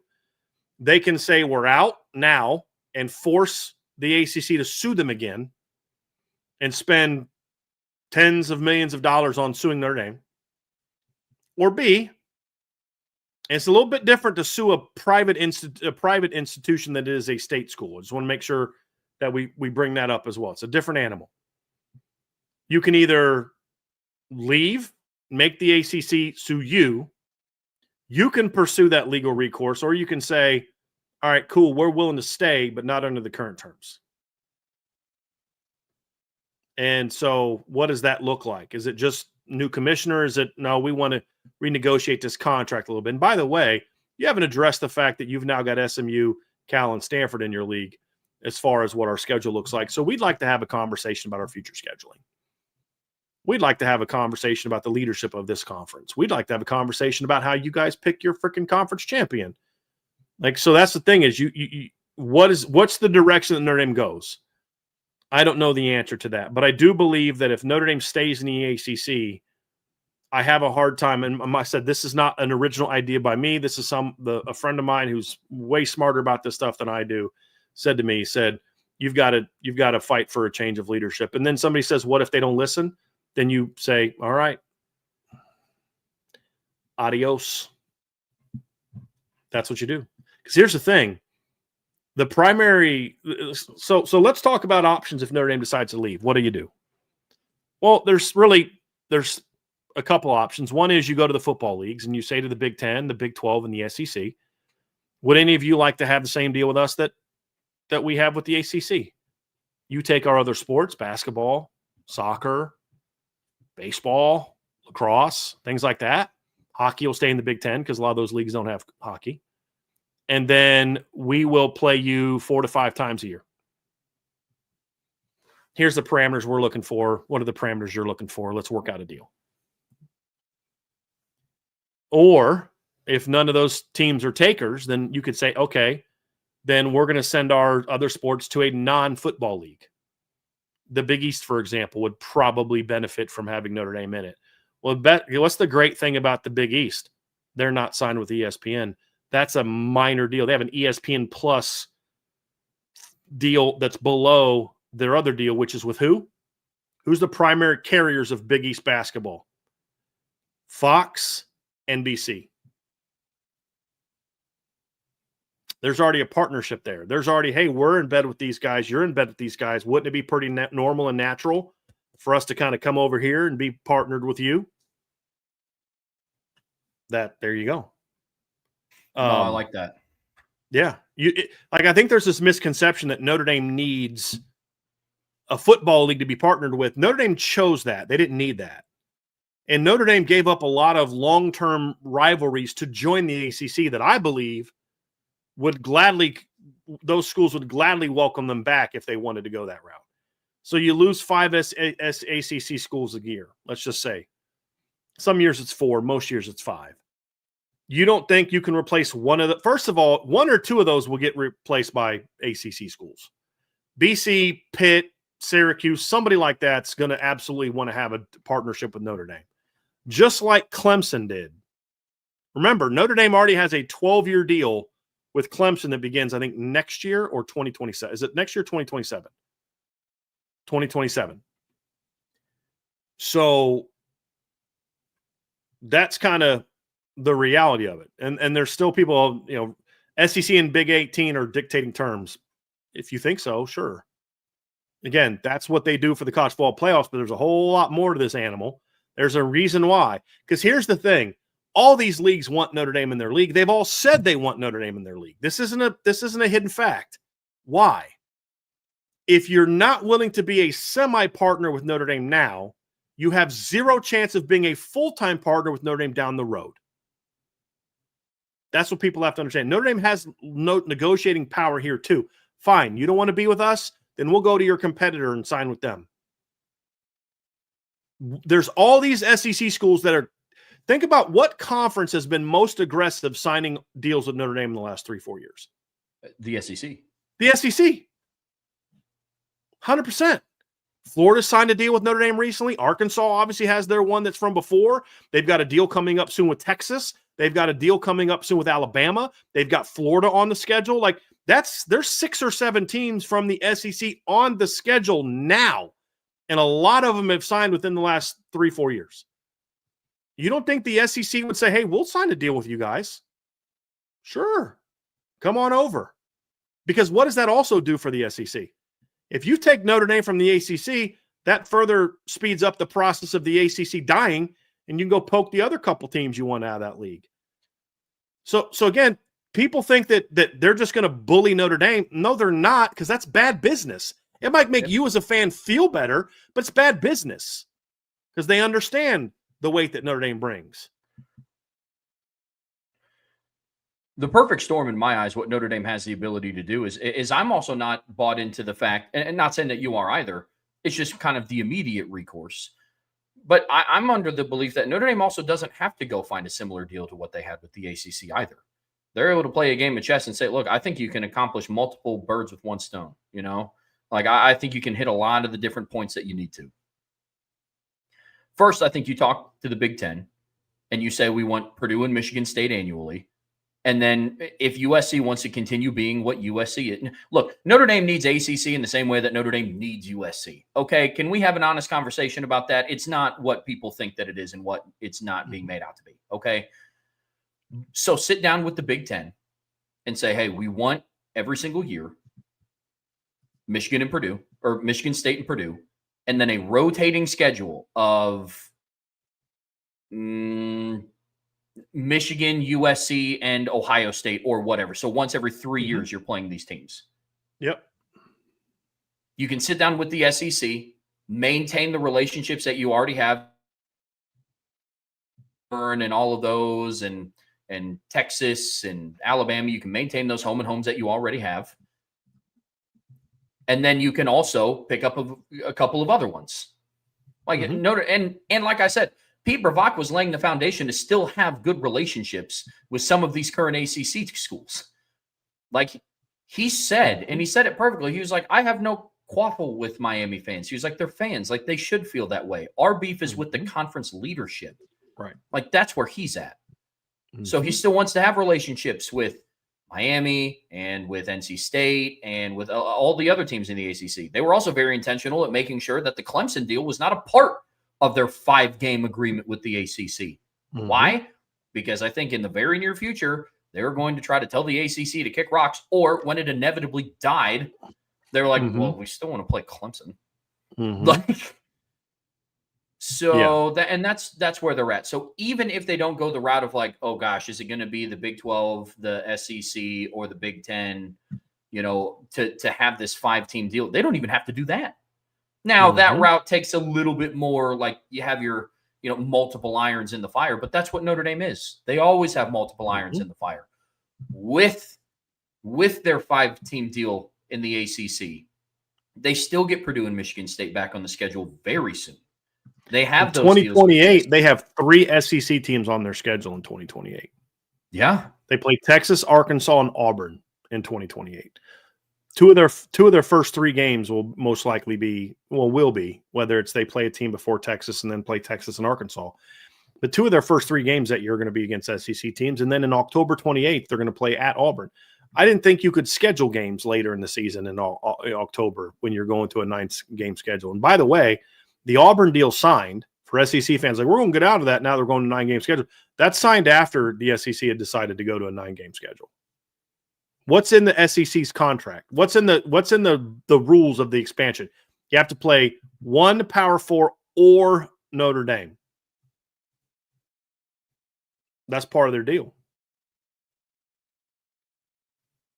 So all encompassing, there is a lot of different options that Notre Dame can go.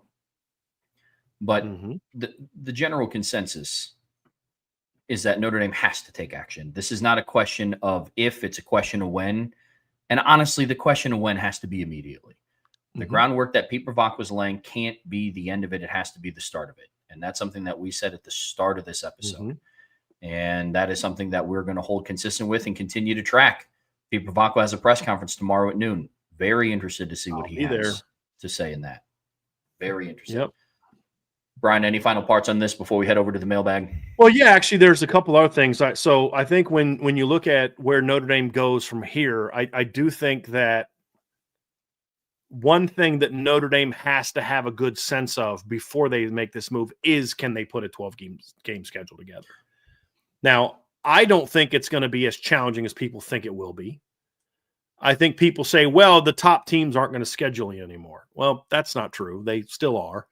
Number one. Number two, you only need really 3-4 top games a year, and then the rest of it is you're going to have Navy on there every year. You can have Clemson on there, which is a top game. You're going to have you're going to be able to have Michigan State on there a bunch, Purdue on there a bunch, BC, Pitt. All these teams are still going to play you. I promise you a bunch of the ACC schools will still schedule Notre Dame. Clemson was like, yeah, we're not playing Notre Dame enough as part of the current ACC deal, so we're going to sign a 12-year deal with them. On our own, outside of it, that's what we're going to do. There's plenty of ACC schools that understand that. Plus, they also know that, look, if we don't play Notre Dame, as I've made this point before to Miami fans, and it just seems to fly over their head, if you didn't play and beat Notre Dame, where would you be ranked?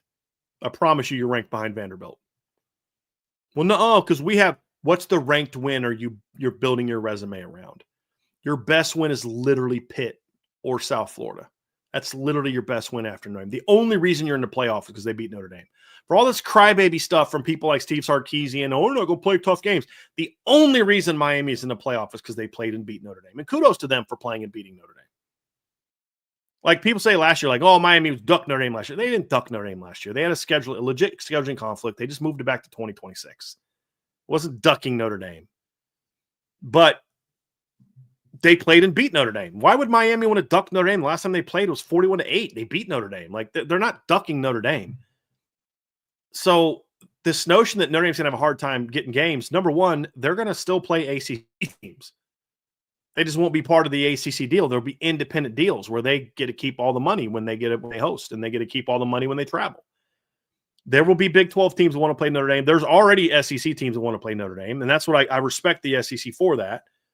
There will be American teams that want to play. There will be Big 10 teams that clearly want to play, but you do at least have some idea of the volume of teams. But Notre Dame has made comments publicly and privately in conversations I've had is we have no shortage of teams that call us to want to play.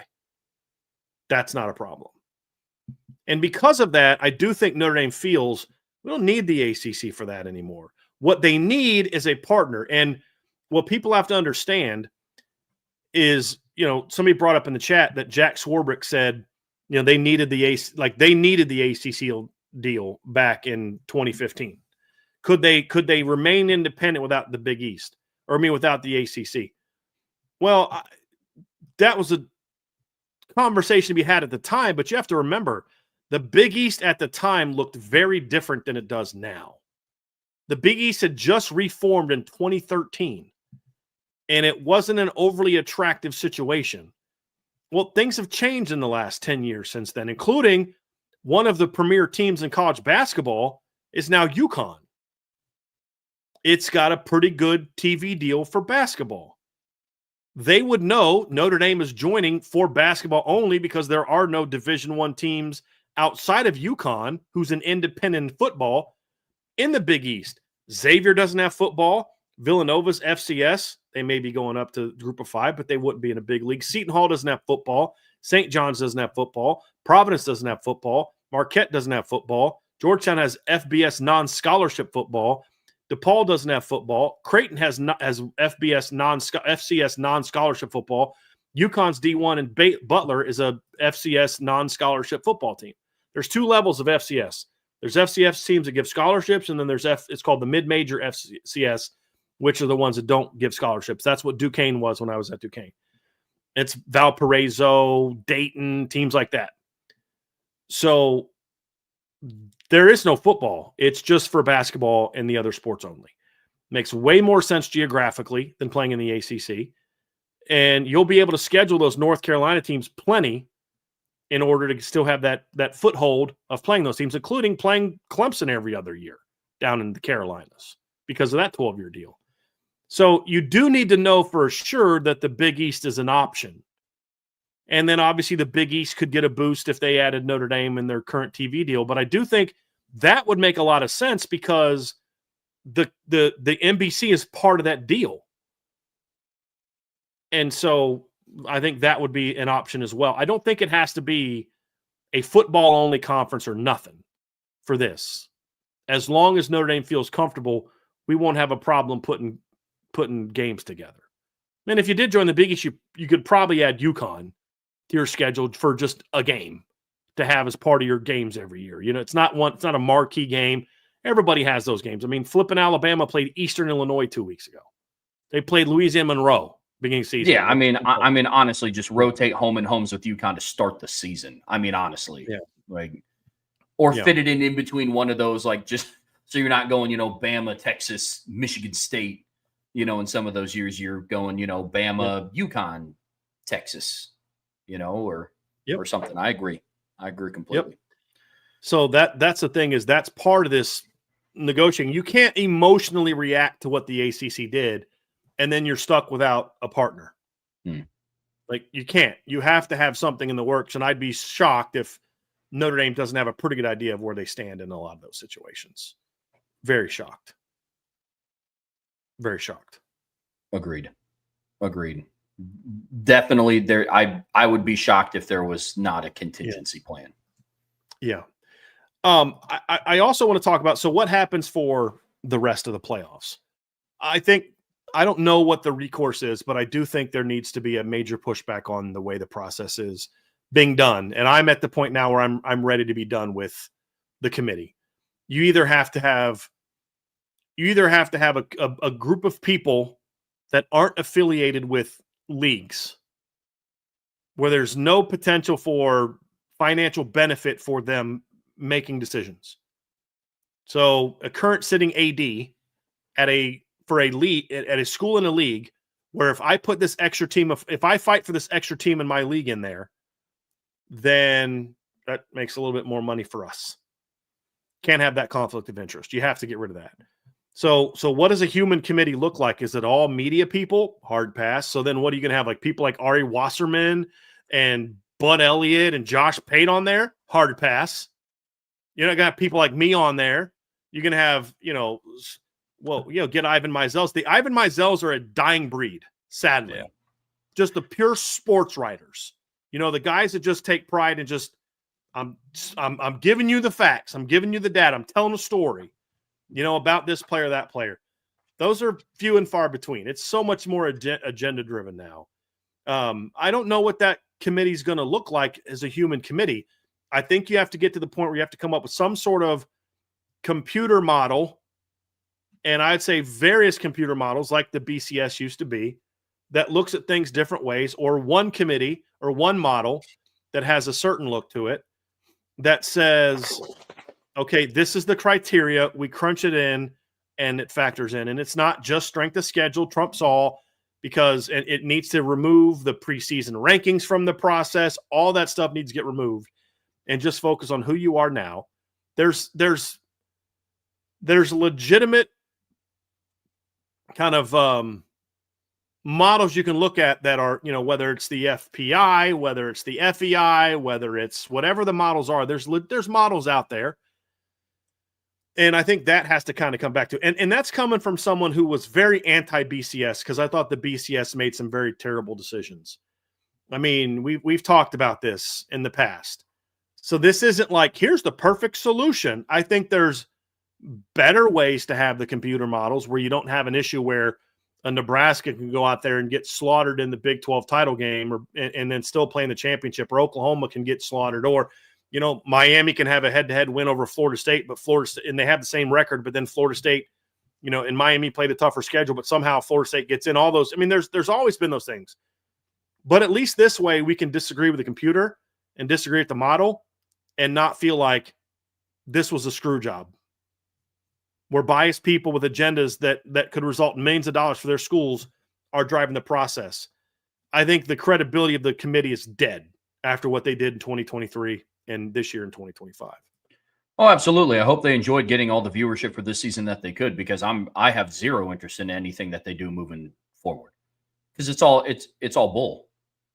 That's all it is. I'm not going to pay attention to any of the rankings next year. Because anything that they say, anything that it's pointless. The first CFP rankings come out. Yeah, doesn't matter. Because in the current state, they can just switch it like this without any sort of justification. Without any. Here's what I think the fix needs to be. First and foremost, I agree, no affiliation. In the current landscape of football, it's tough to have like zero affiliation. I think that there can be like no active affiliation. I don't know if that's like what I'm referring to. Okay. Yes. So like if you used to be an AD somewhere, you used to be a football coach somewhere, you used to be something somewhere, that's okay. Okay. As long as you have an established presence of like, hey, I can be objective. No, what I'm referring to is a sitting athletic director from the ACC, a 100%. Sitting athletic director from the SEC or the Big 12. That's what it's no different than saying you're gonna have Marcus Freeman and Ryan Day and so on the committee. Totally. No, it's active or even recent affiliation. It can't be like, I do fundraisers for this institution. It has to be, I'm no longer affiliated with that institution. Agreed. We are absolutely on the same. But I just wanted to make sure, and I'm with that 100%. No active affiliation. I would take it as far to say there has to be a 5-year cutoff. You can have worked for or coached for this school, this program, or had any ties back to this program for 5 years for you to sit on this committee. There's plenty of Mark D'Antonios out there. He's currently on the selection committee. What this needs is more coaches, more active football coaches, not just athletic directors. That they're a facet. But if the ultimate goal is to get the 12 best teams in the playoffs, if that's the ultimate goal, you need more people that understand the game to its core. Not athletic directors where like, oh, I remember that one year, that one time, the team that I was the athletic director for, they were pretty good that year. They had that one guy. So I know ball. No, you don't. You need more active football coaches. I'd be willing to bet you that two of the highest people on that selection committee that were the highest on Notre Dame were Mark D'Antonio and Mike Riley, two former coaches. I'd be willing to bet that's probably true. I don't think you have to be a football coach to know ball, but I think you have to have some semblance of I know ball. You know what I mean? There has to be there or data. That's the other thing too is I'm okay with somebody's a numbers cruncher because they bring a different perspective to the table. Because in fairness, ball coaches are also sometimes gonna lean towards the I know this team is 9-3, but dude, when they're at their best, they can beat anybody. You know what I mean? Like there were ball coaches making that argument about Alabama last year. Now, I didn't buy it last year because Alabama was never that team last year, but there were people that could make that argument for 9-3 Ole Miss. Because when Ole Miss was on their game, boy, like the Georgia game, that team could beat anybody. We said last year, that's the one team I don't know that I necessarily want to play in the playoffs. Because if you get their A game, it's going to be a long day for you. And then there are days they didn't bring their A game and they look like poo. But if a ball coach is going to look at that team and say, guys, name me a D-line as good as that. That's a first-round NFL draft pick at quarterback. They got big-time. That team can beat anybody. And they're going to get more hype than an Indiana, who doesn't have that same type of hype. So there has to be some sort of balance to the conversation. So, yes, I would argue more ball coaches. You can have former ADs. You can have media people, but they have to have some ability to say, hey, here's an argument beyond this team played in the SEC and this team had a better. If all you can do is argue strength of schedule, then what you're telling me is you don't know ball because you got nothing else. Let's talk about how the game's played out. Okay, I will admit, and this is an argument I've made. What's more impressive? Beating the number 24 team in the country by 3 at home or on the road, or beating the number 29 or 30 team in the country at home by 30.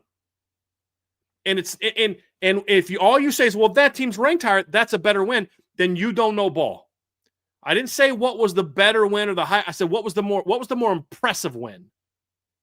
Was it the team that beat a 20th something ranked team by 3, or the team that beat a 30th something ranked team by 30? See what I'm saying? Mm-hmm. And that's where you lose me with we played, this team was ranked 4 spots higher than USC, so clearly we're better. Yeah, you were down the whole game to that team and came back at the end. Notre Dame beat USC by 10 and peed away 13 points in that game. Should have been worse. That's the difference. And so you need ball coaches, you need numbers people, you need people that just have logic, that understand kind of how tournaments work and how the game works. And so I think there's merit for former ADs. And that's kind of where I'm at in that. Sure. Is but it can't be anybody currently affiliated with it. And here's the other thing. I'm just going to say it. One of the dumbest things that I've seen is people who say, don't release a ranking until the very end. And that's it. I'm actually not opposed to that. But you can't do that without saying, but we're at least going to release something every week. Here's the 10, 12, 15 metrics we use every week, and here's where everybody ranks in those. And release some sort of computer model every week based on the data we consider.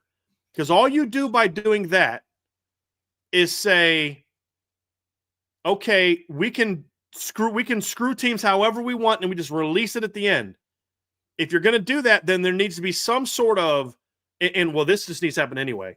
There needs to be some sort of, here's the data we use to defend our points of view. If you think I'm wrong about Notre Dame being ahead of Alabama, you can have that. There's a legitimate debate to be had. And there are some things you can argue in favor of Alabama. I don't think they're overly compelling, but you have them. But then I also have data that can say, but this is my argument why they are better than Alabama. You got to show your work. That's my point. You don't just get a release. You don't if you just say, okay, Brian, the answer to the question is 95. Okay, cool, Trev. What's the question? Okay, the question is this. All right. Well, how did you get to that number, Trevor? Well, we talked about it and we decided it's 95. All right, cool. How? Well, we just talked about it and we decided it's 95. But how? Did you just throw darts at the board, or was there a formula that you entered different data points into that kicked out 95? Yeah, no, right. It's because when I looked at the grand scheme of everything, the 95's body of work over the entire season warranted the answer to be 95.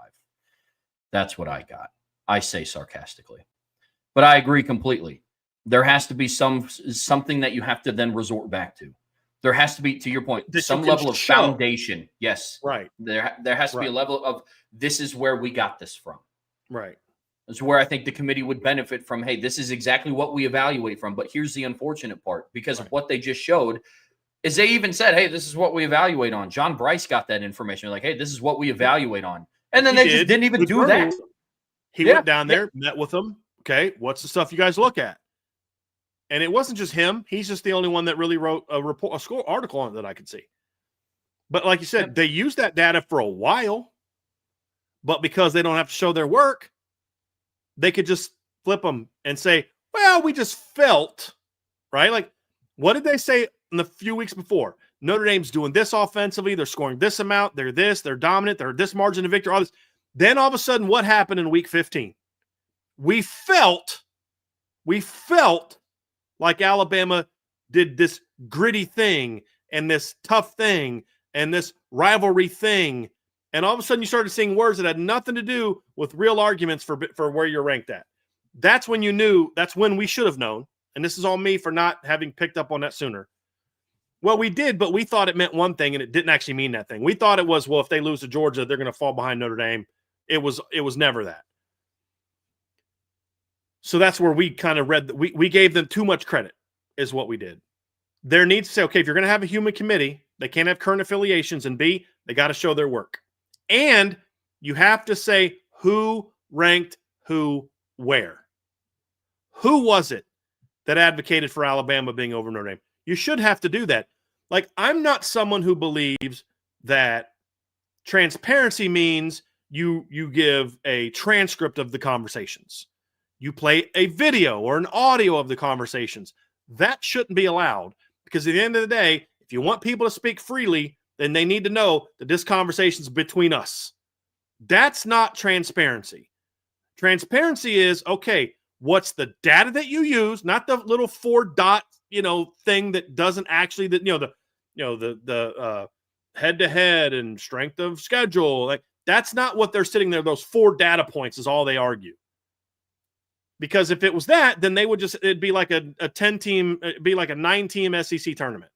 It was only strength of schedule and strength of record and all this other kind of stuff. But you have to say is, okay, here's the data we look at. Relative scoring offense, relative total offense, point margin, all this other stuff. This is the data we discuss. And then there needs to be some sort of grade for, we popped in the film and this is what we saw. But you got to show your work. You got to show your work.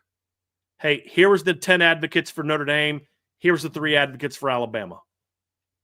Or whatever that number is. Sometimes somebody has to sit out. Hey, Notre Dame controlled the data, but Alabama had this, this, and this, and that's why they're in. Here's who determined that. Who decided that? Wow. Look at that voting. Well, that's interesting. The former Ole Miss tight end, the current AD at Arkansas, those are the guys that all voted for Alabama over Notre Dame. That's interesting.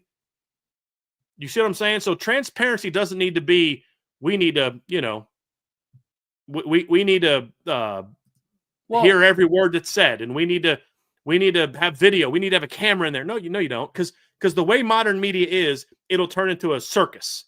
Some guy will make some funny off the cuff remark that somebody's offended by, and they'll use that to generate clicks. And I don't have any interest in that.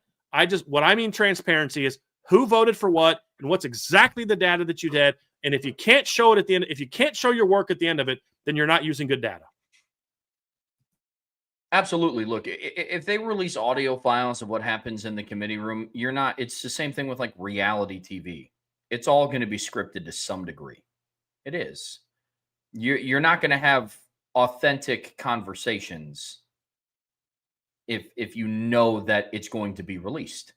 You're going to say what they want to hear. How do I know that? Because the committee chair sat in front of us for a month straight telling people what they wanted to hear. And then at the last second, they're like, yeah, but at the end of it, never mind.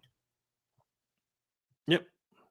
And that's exactly what would happen if they released the audio files of what they talked about in the room. Because then once those audio files kicked off, then the real conversations would start. Mm-hmm. And that's where they're at, unfortunately.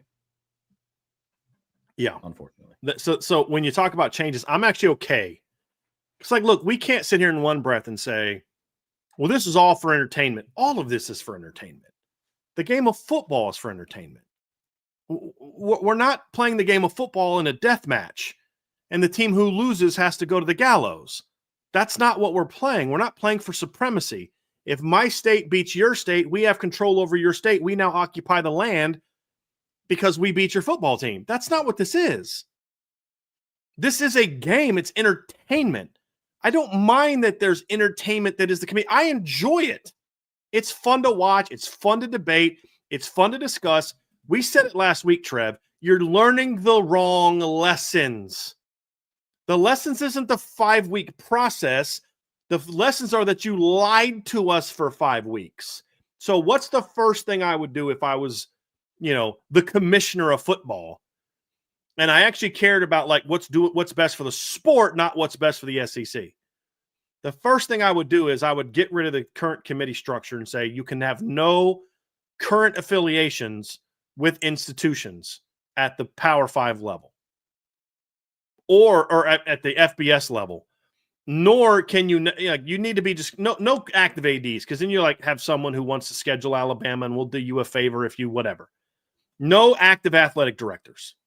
You can't have worked at an institution for at least 5 years. And you have to have some sort of partiality conversation. I don't like the notion that people have to recuse themselves from conversations. If you have someone that's not willing to make a legitimate argument for or against their team, because what if someone who used to play it, let's say Mike Golick Sr. was on the committee. Well, why does his opinion of Notre Dame not matter? If you don't think he can be unbiased, then he shouldn't be on the committee. So why does he have to recuse himself? I think that whole thing is kind of silly. You know what I mean? Because then I'd be like, well, every SEC person should have to recuse themselves from any SEC conversations because you can't be unbiased. No, find people that, you have to sign this, and if you can't be that, then you can be removed from the committee. But what I'm saying is, so get no active members, can't have worked for a school for 5 years, and have some sort of, we want X number of coaches, X number of athletic directors, and X numbers of media people in the committee. And then I would say have that committee be the same for at least 2 to 3 years. So there's some consistency, and then process out 3 people at a time with 3 new people. So at least there's a culture that continues. So people say, I'm in this for the long term. I'm in this for X number of years. That's number 2. And then number 3, have a very clearly defined set of data that you use. Here's what we look at. We look at record. We look at top 25 record. We look at quality wins, define what a quality win is. We look at strength of schedule. Here's our formula for strength of schedule. We look at strength of record and game control. Here's our formula for those things. We look at relative scoring offense, defense, this data point, that data point, that data point. Plus, we have boxes that we look at for the eye test. We watched film. We have points that we look at to say, hey, listen, if I'm going to watch the Miami Notre Dame game and say, well, they had trouble running with those athletes, then I have to then be able to say, well, 2 of the athletes that Notre Dame had a hard time covering with don't even play or don't play very much for Notre Dame anymore. The guy that struggled covering Malachi Toney has not played a meaningful snap of football since September. He doesn't even play anymore. But they don't talk about that. The safety that kept getting burned has not been a starting safety at Notre Dame since September. So there needs to be more openness. If you're going to make the football case, then you can sit there, you can have a secretary say, here's the football case that we made. Here's the data case that we made, and print it. And have everybody sign off on it. That's what we did. That's, as a committee, that's what we did. This is the decision we came to. And that's the transparency we need. Not that we have the transcripts of what was said. We have audio of what was said. I want people to speak freely and honestly. But if you're not willing to put your name on it, then I have to question if you're being honest about it. I have no problem saying, I think this is where this team should be ranked and this is where this team should be ranked. You're only saying that because you're a Notre Dame fan. No, I said in 2021, Notre Dame had no business being in the college football playoffs. I said they went 11-1, but their only loss was to the only good team they played all year. Literally. Not this year, the BS where people say, you didn't play anybody good, because you then change your narrative, what's good or not, to fit your argument. No, they literally played nobody good in 2019 or 2021, except the one team that beat them by 10 at home. In a game where it was 17-0 and they were driving, and it was a forced fumble that even allowed Notre Dame to get in that game. I argued for it. So find people that want to be honest. That's why I have great respect for like Mark Ingram and Damian Harris for what they've said. Because like they know they're going to catch heck from Alabama fans. They know that. But they clearly have decided, and you and I have talked about the job Mark Ingram does at Fox and the fact that I like the Saturday show for Fox a lot better. Matter of fact, that's the version of Mark Ingram I like. When they have him out there dancing and stuff like that, that's the one that kind of bothers me. When he gets to sit there and talk football with Brady Quinn and Matt Leinart, that's and Urban Meyer, that's the best pregame analysis you're going to find. Get rid of Dave Portnoy, get rid of the dance and the show, and stick to talking football. Because you're never going to outshow ESPN, but you can out-analyze them. You know what I mean? And eventually people are going to come over to you. Find people like that are willing to do that. And I think you'll have a better committee. But then be all open with your work. Those things, and if you do that, you can have 10 shows a week. You can have 5 shows. I mean, a year, you can have 5 shows. You can have however many you want. But that's where we're at. Is show your work, have a more objective committee with no current conflicts of interest. Because here's the thing. If there's one person on the committee that can't separate the fact that I played at Alabama from them, that's okay. Because you've got the other 12 people that don't have that same agenda. You know what I'm saying? And at the end of the day, but if you have more open, here's what we're looking at. But I think the reason they don't release the data as much is because if people don't really know what the data is, then it's easier for us to flip it. Oh, absolutely. I mean, it goes back to having a balanced committee as well. You can't have 12 people on the selection committee and 10 of them are active sitting athletic directors. In the same light that we just talked about, and I am a proponent that they should have more coaches, you can't have a playoff selection committee of 12 people and 11 of them are former coaches. There has to be some sort of balance, and I'm with you wholeheartedly. Absolutely with you. So that's what I'd like to see changed. I'd like to see those things change. I think there's a way to do this right that doesn't include blowing up the whole system, but if you're not willing to make those changes, then the system needs to get blown up. Sure. I still, at the end of the day, would prefer humans to be making these decisions. Yeah.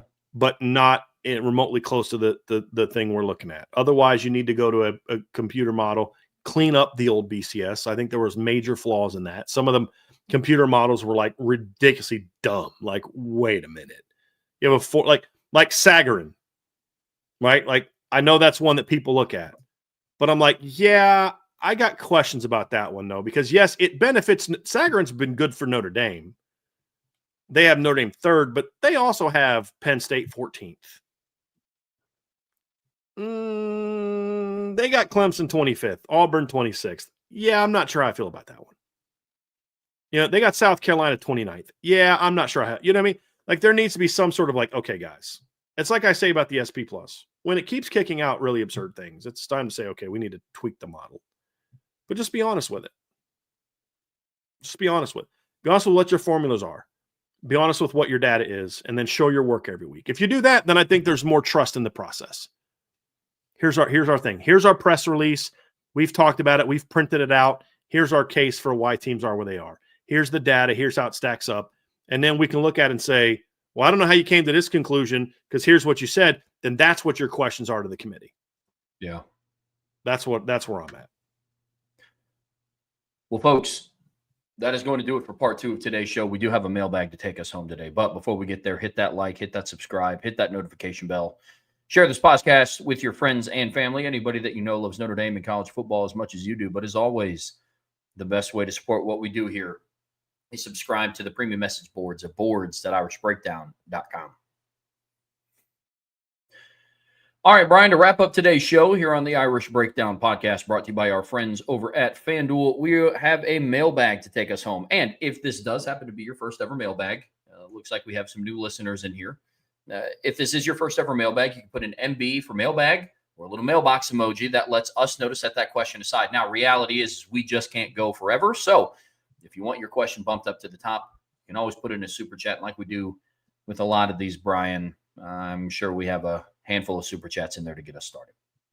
Yep.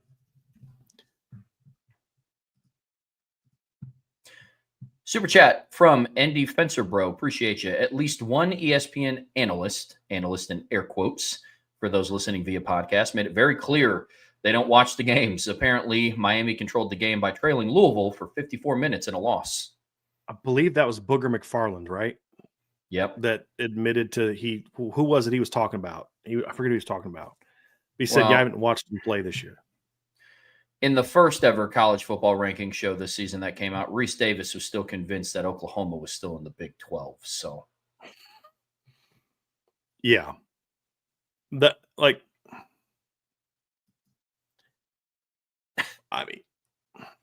That's just, yeah.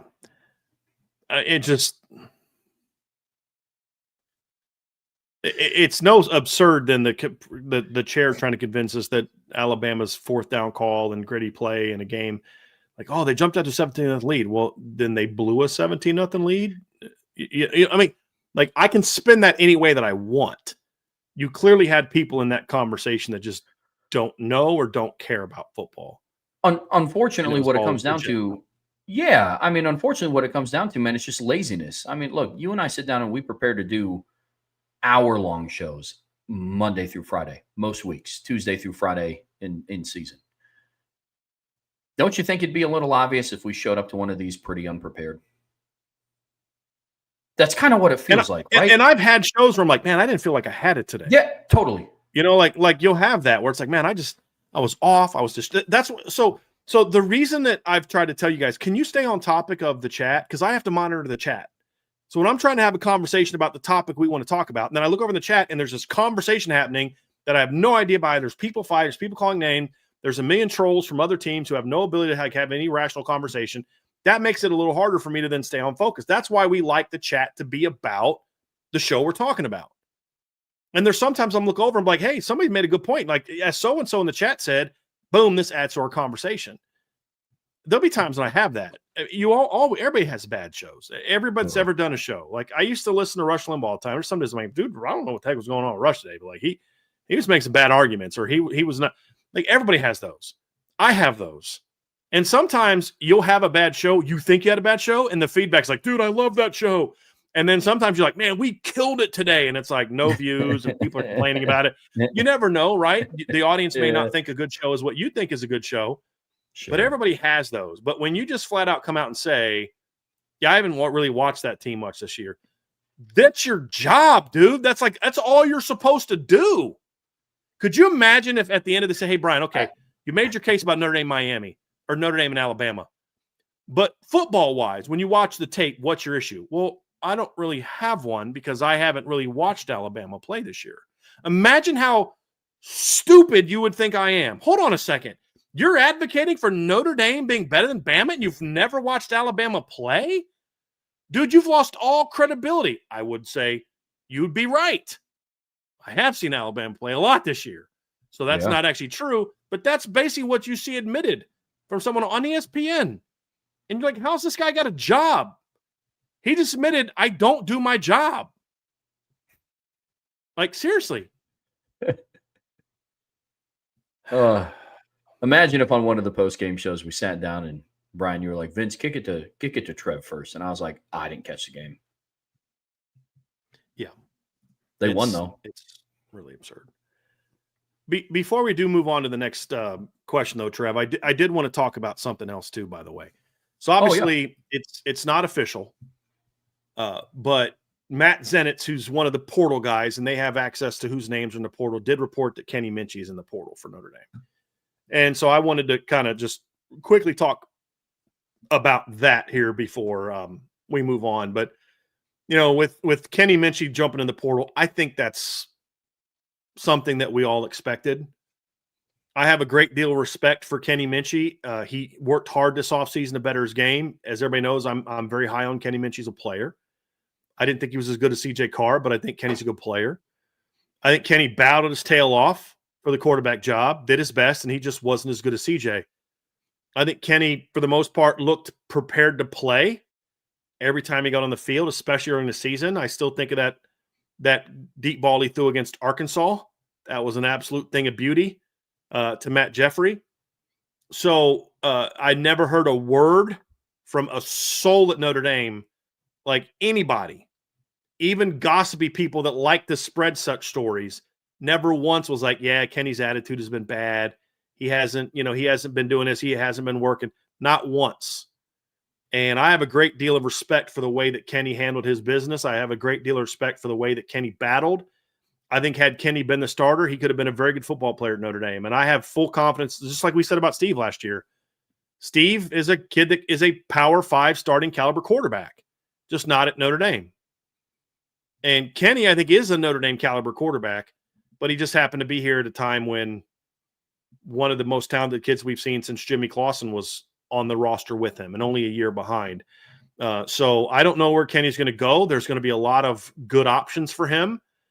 Whether that's, if Diego Pavia isn't there, does Kenny go to Vanderbilt? Does he go back closer to home? Does he go somewhere else? Does he go to an ACC school? I don't know what Kenny's options are, but I'm confident that if Kenny puts in the work and continues to do what he's doing, that he can absolutely go be a successful 2-year starter and be a really good football player for somebody and have a similar impact for his team like Steve was having for Syracuse before he got hurt.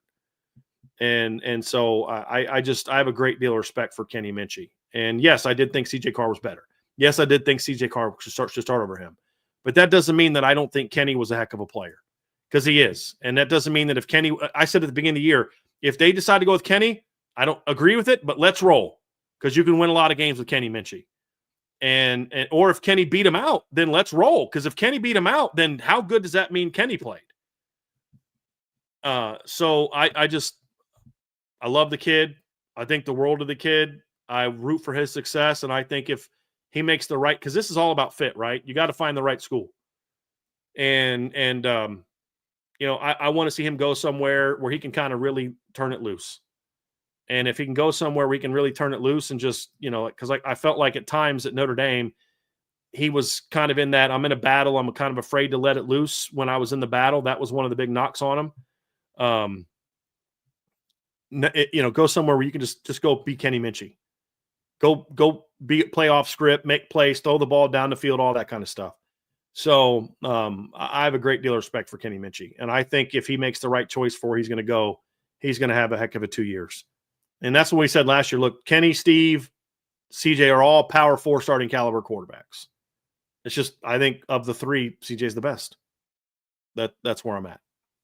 So Kenny hasn't tweeted this out. I'm not stealing his moment. The only reason that we're talking about it is because it has been nationally released by people saying that sources have told them that he's leaving. So I'll obviously want to wait till Kenny has his official thing, but they haven't really been wrong in the past. The people that have reported haven't been really been wrong in the past because they have access to the portal. So I just thought it was important to talk about Kenny today, because we haven't talked about him a lot since the summer, and how much respect I have for how he handled himself this year. Could have been a cancer in the locker room. Being a cancer in the locker room is always on the shoulders of the backup quarterback. He's the one that can be the cancer. The starter's not going to be a cancer. He won. The backup quarterback's the cancer. And as I said, I never once heard anything about Kenny Minchey being anything other than a great teammate and to respect the teammate and all of that. And I have a great deal of respect for him for that. I'd be willing to bet that CJ Carr might be one of the first people to tell you that one of the reasons why he's better today than he was last season is because of how much Kenny Minchey pushed him in camp. Mm-hmm. Heck of a player. And Kenny Minchey is one of the few quarterbacks that has transferred away from the school that I can confidently say that I think that in multiple recent years at Notre Dame, he could have been the best player in that quarterback room. Sometimes it just comes down to timing. And I'm very excited to root for Kenny Minchey at the next stop that he goes. I did that with Steve this year, man. I mean, you and I through the first couple of weeks of the season, especially because not a whole lot of things were going right for Notre Dame, but through the first couple of weeks of the season, you and I were talking a lot about Steve Angeli. We were watching the Syracuse-Clemson game. He was dicing him up. absolutely dicing them up. It's great to watch. Yeah.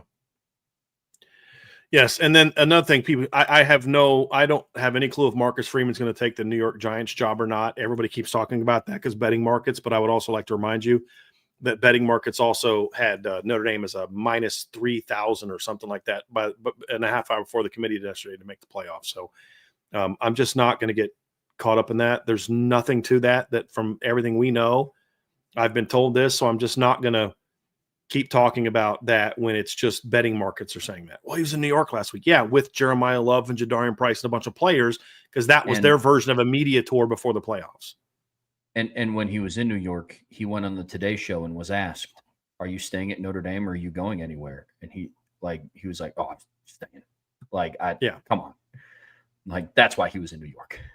Yeah. So, yep. So just wanted to get that out there before we get onto the committee. I wanted to talk about that before the mailbag, but I just didn't get to it. Super chat from Fighting Irish Fan 91. Appreciate you. Know you wanted bowl prep, but do you think the shock would have created a stale environment and hurt the team's mojo? I think regrouping was a good plan. No, I think because here's the thing, if they would have chosen to play, they would have had sort of a bit of an edge and said, okay, we're going to go out there and be ticked off. And you know what I mean? So the only way that I would have been worried about this is a fair question. The only way I would have been worried about it, however, is if they were forced to play. Like if they didn't want to play, but Freeman was like, no, screw it, we're going to play, those are guys that I look at. And so, yeah, that's kind of, yeah. If they would have chose to play, then they would have had something to prove. Yeah. So, and somebody said, did you guys catch Bavacqua all but say Wagner's going pro? You mentioned Wagner is a guy who would sit out the bowl game. I don't think that it's a given that Emil Wagner's going to go pro. I think that there's multiple reasons he might have sat out a bowl game. One being injury related, B meaning just because you're not going to play in a bowl game doesn't mean you're going pro. And I'll just leave it at that. So, yeah, we'll just leave it at that. From Benny J, appreciate the super chat. Yurachek needs to be investigated. 56-13. Yeah. Yep. I mean, at this point in time, 100%. But see, here's the thing. Well, somebody said this last night. The attitude towards Notre Dame changed dramatically when Mac Rhodes got booted. And I just find it very interesting that he went through all this time and there was no vetting of Mac Rhodes before he started talking about how much he loved Notre Dame. And then all of a sudden, all this stuff comes up and he's not only out as the commissioner, he's out as the AD at Baylor. I'm sure it's just a coincidence and just bad timing. I'm sure that's what it is. But the committee's attitude towards Notre Dame clearly changed when he was gone. I didn't think it would, but it clearly did. Super chat from Tom Guerin. Appreciate you, Tom. Thank you for standing up. What do you think Pete will say tomorrow? We need to embrace independence. Notre Dame versus the world. I am so about this. I'm gonna write an article on this soon, or I may have Trevor write it. One of us is gonna write it. And we've talked about it. Notre Dame needs to embrace who they are in the college football world. They need to embrace the fact that it's like they hate us because they ain't us. Lou Holtz embraced that. Marcus Freeman needs to embrace that the same way. And it's not necessarily his nature. I think Marcus Freeman likes people. I think he likes having friends. I think he likes going to parties. I think he likes being part of all that. I think all those things are true. But it's, and I don't mean any of those as negatives. I just think he's a social person. You know what I mean? Like he just, some coaches are like that. Some people are like that. You walk into a room and they've never met a stranger, and then my wife, if my wife, we go to small group for a couple hours, my wife needs to come home. And these are people we know from our church. She needs to come home and take a nap. Just the interaction. Like when she did the tailgate this year, she was wiped out for 2 days. Just being around people wears her out, man. I could do a tailgate all day, and as long as I can still stand the next day, I'll do another one tomorrow. I don't care. I like talking. I like being around people. I know it's going to shock some people, right? But like, and that's what I mean by what I'm saying about Marcus Freeman. Not like he wants to be liked. He has a craving need. I don't mean that. I just mean like he likes going to coaches convention, like, hey, what's up, buddy? And then talking about the season and learning. Like one of the things that Marcus Freeman has said is how much he enjoyed being around Kirby Smart in the lead up to that. Because you know what? They talked ball. Like Kirby wasn't about let's talk about your hairline and your little brother. And Kirby never said anything about Notre Dame needs to join a conference. Kirby talked ball with Marcus. And there was a great respect there. He likes that. He doesn't like going somewhere and be like, oh, I'm standoffish and I'm Marcus Freeman. I'll talk to you. It's not who he is. But you got to understand that, like, within that, some of these people that are going to be your boy to your face are going to knife you right in the back as soon as you turn around. And so know who your friends are and know who isn't your friend. But overall, take this, they hate us because they ain't us, and it's us versus everybody mentality.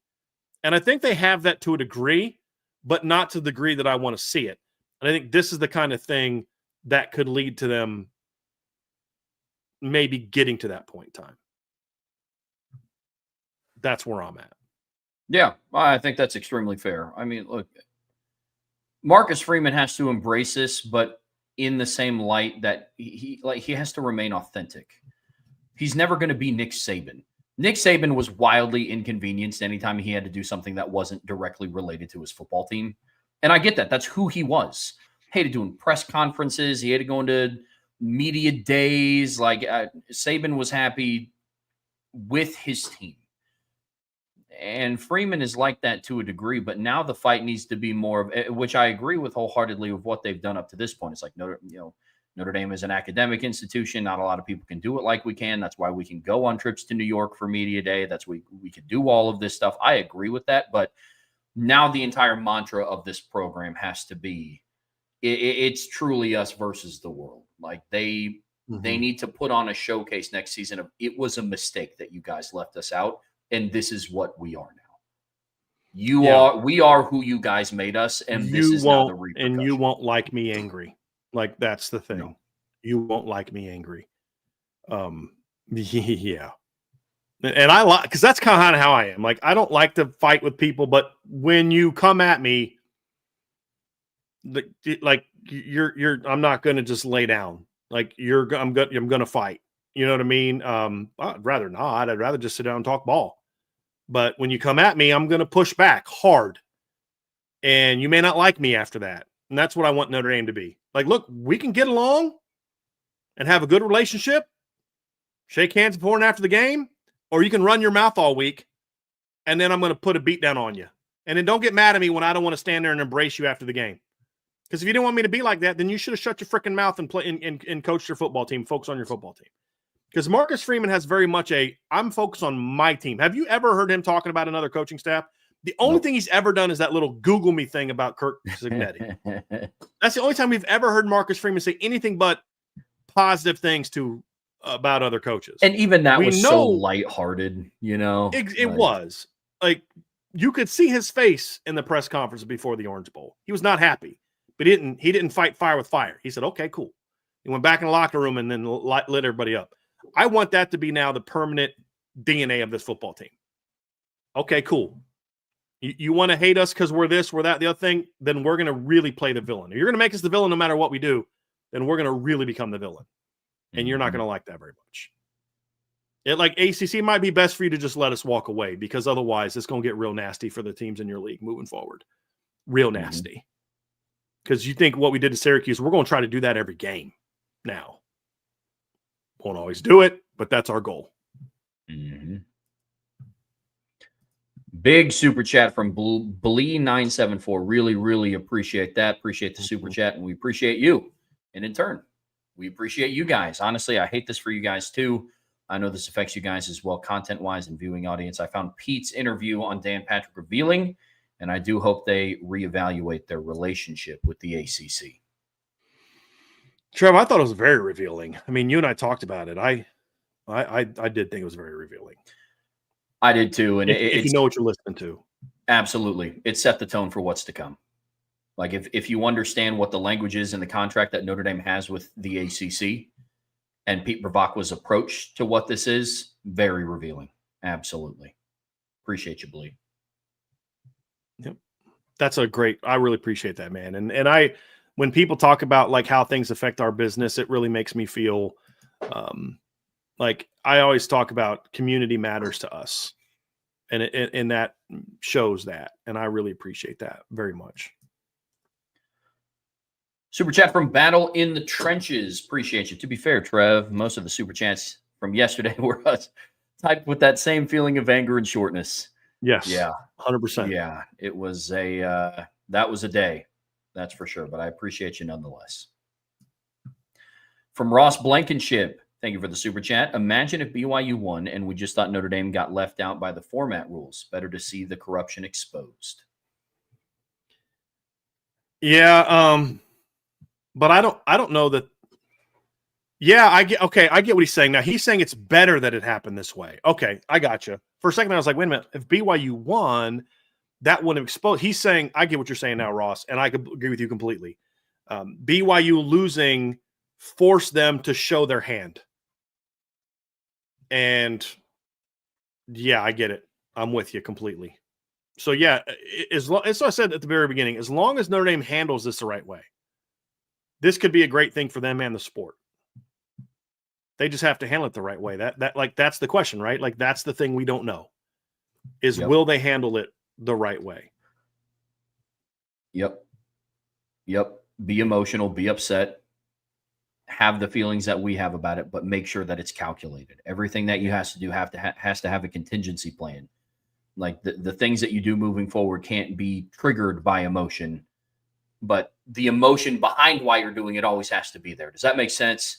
Mm-hmm. Is like never forget the pain of being left out and like looking at the face of all your players telling them, hey, we aren't going to play for the playoffs and I don't know why. Mm-hmm.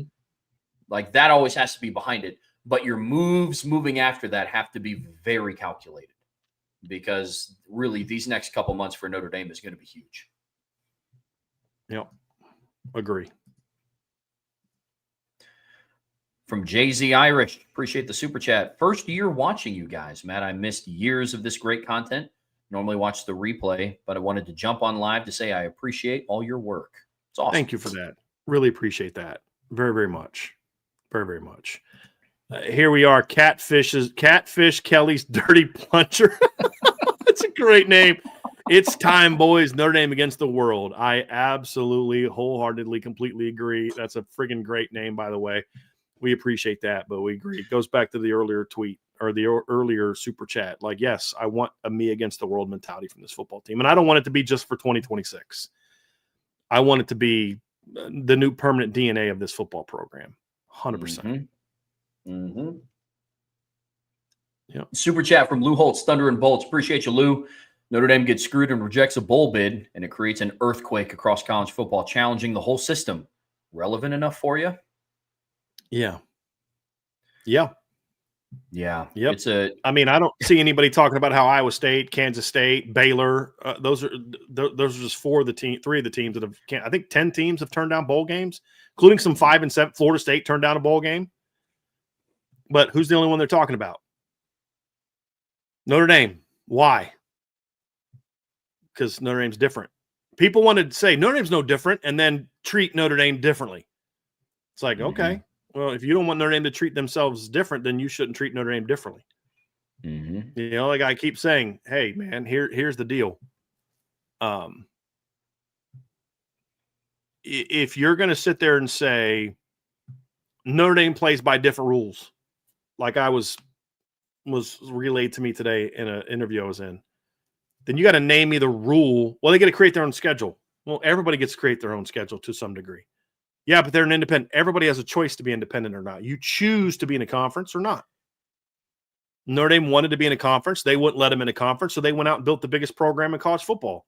They didn't need to be in a conference to get TV money. Okay, well, that's not different rules. Everyone has that choice. When they won a title in 88, there was over 20 teams that were independent. Penn State, I pointed this out on the Crane and Company show that I was on. By the way, I think that's up. I'm going to tweet that out. I'll put that in the boxes or in the thing below. That they published that today, so I will put the link to that in the description, or I mean in the chat here, so you can listen to that when we're done here. But I said, look, 1988 when Notre Dame won the title, the number 1, 2, 4, and 5, I believe 1, 2, 4, and 5. Let me just go look here real quick. 1988 college football season. I know number 1 Notre Dame was independent. Number 2 Miami was independent. Number 3 Florida State was independent, and number 5 West Virginia was independent.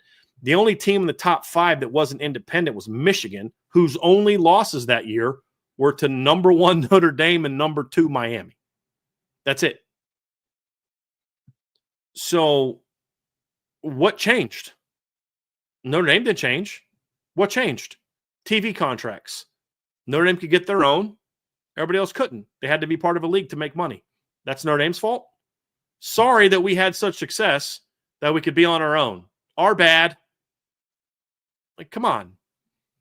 And so I just think there's just not enough people that understand why Notre Dame is independent. There's too many people, in my opinion, that want to say things like, oh, this, that, but they don't know the history of it. And I'm like, look, if you're going to do this thing for a living, you should somewhat understand the history of it.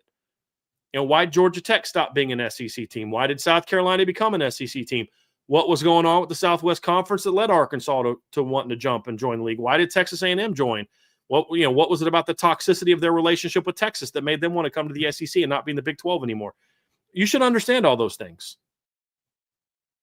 So I just think it's important to understand those things if you're gonna cover this and this be your profession. I don't care that fans don't know that. Fans can say all types of crazy things, and they have the right to do that. And I have the right to push back on them when I think those things are kind of silly. But what they can't do is look at it and say, I'm going to say this, but I don't know what I'm talking about, when it's your job to know what you're talking about. Yeah. That's what I'm referring to. Sure. Yeah. No, that's absolutely fair. Yeah. Yeah. So anyway. Super chat from Frog Frame. Appreciate you. I'm going to amend my X post. Make every ACC game a Peacock game next year. Yeah. No. That's actually freaking hilarious. That is. And then that would hurt Notre Dame more than it would hurt the ACC teams. Yeah. We're going to put all of our irrelevant games on Peacock. So we're going to put what is Notre Dame's 2026 schedule ACC wise? I know they got Miami home, so you don't want that Miami, North Carolina, maybe. Yeah, that's at North. The home games are Miami, Boston College, SMU, and Stanford. So, yeah. Yeah, it would definitely hurt Notre Dame more, but Frog, I love where your heart's at. I do. I absolutely do. I love the pettiness of that.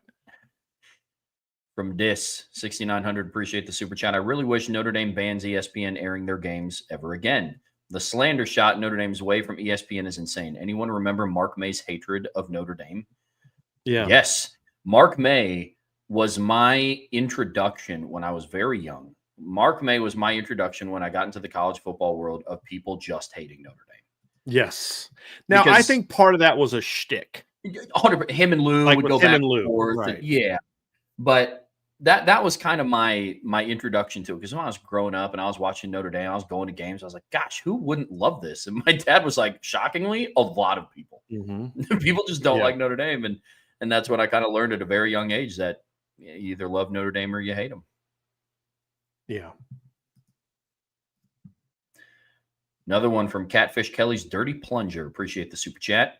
Only team, only year to ever not move down one spot. Every team, every year, if you lose the championship game, they move down. Bama stays at 9 after a 21-point loss. Sad. That's not technically true. In 2022, Kansas State beat TCU in the conference championship game in overtime, and TCU didn't move down. The justification then was if you move them down a spot, you put Ohio State at 3, which means they would then play number 2 Michigan. So you'd have Michigan, Ohio State playing in a rematch. There's been a couple other times that a team didn't move, but usually there was a reason why. Close game. The team right behind them also lost. there was usually the gap between them and the next team was pretty substantial anyway. Because like if let's say Bama was 9 and Notre Dame was 10, but Bama was a 1-loss team, Notre Dame was a 2-loss team, and you're like, yeah, they're a 1-loss team, but like there's a big gap between 9 and 10. And even losing that game doesn't matter because Notre Dame got beat at home by Texas A&M by 27. That'd be a different story. They shouldn't move in that case, right? I mean, the resume is still significantly great. You shouldn't move just because you lost. Sure. But you can't one week tell us the resumes were super tight and super competitive, and then a team loses by 3 touchdowns. And you're like, yeah, it doesn't matter. Well, why did it matter for Ohio State and Indiana? Why did it matter for Virginia? Why did it matter for BYU, but not Alabama? Because it was rigged. Yeah. You were going to get an ACC team in there. I honestly don't even think – people say, well, if Virginia would have won, maybe it's different. Maybe. But I honestly – I'm at the point now where I just think they were always going to leave Notre Dame out. I just do. Yeah. From Iden Benami, appreciate the super chat. Freeman going to get a $13 to $14 million extension?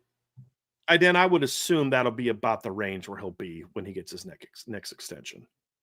I would assume that. Another one from Lou. Appreciate you. This one's for you guys. Keep up the great work, gents.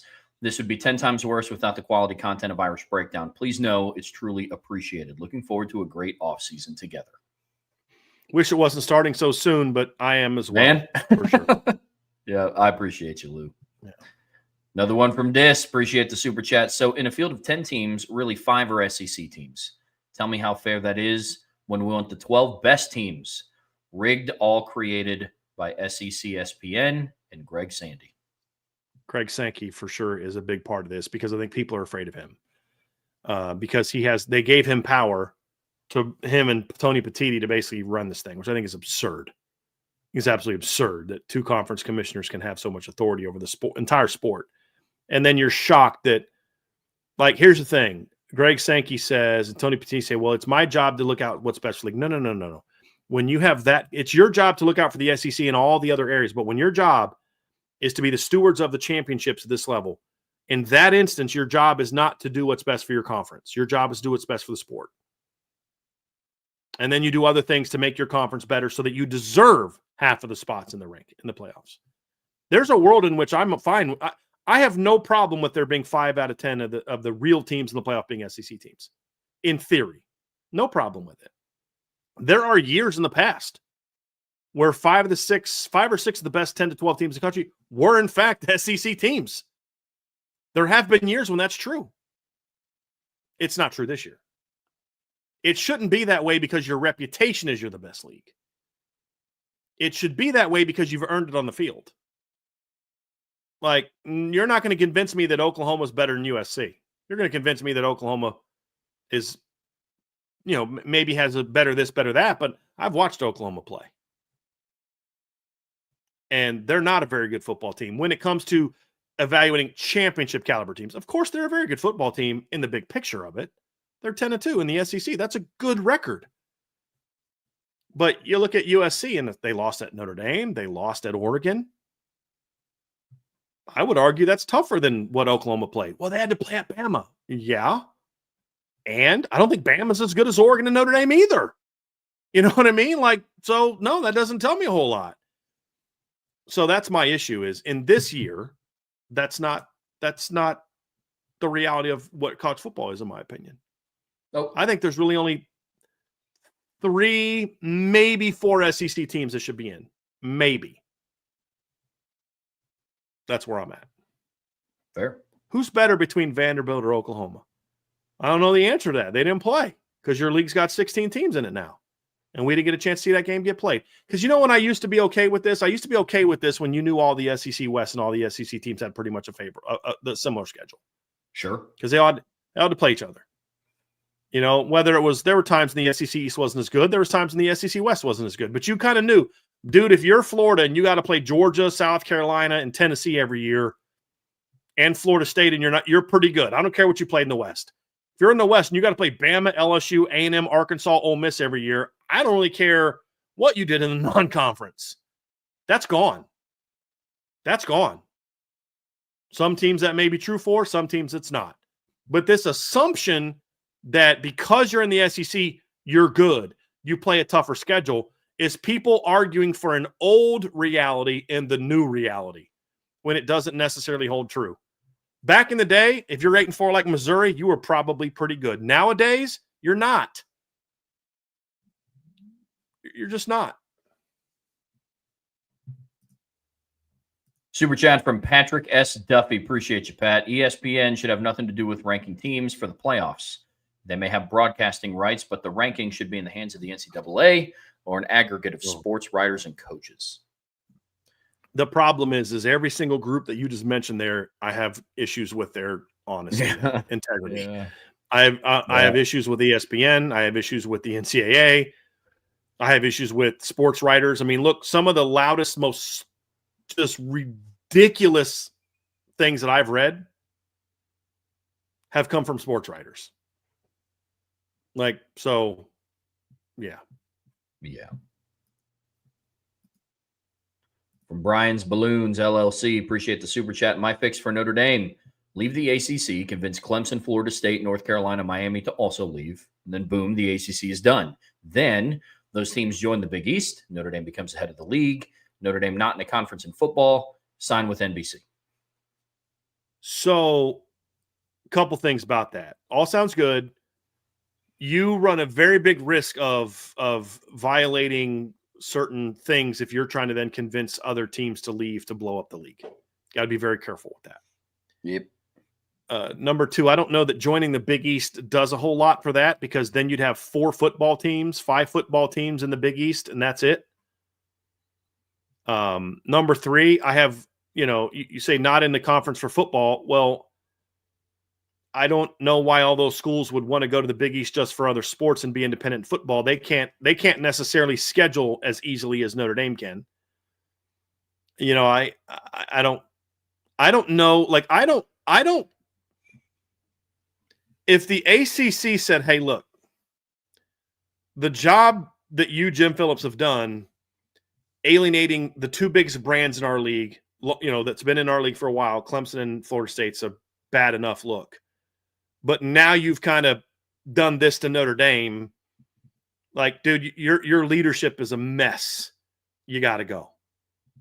And then you put someone in charge who has a plan for rebuilding the ACC. That's still the best thing for Notre Dame, in my opinion.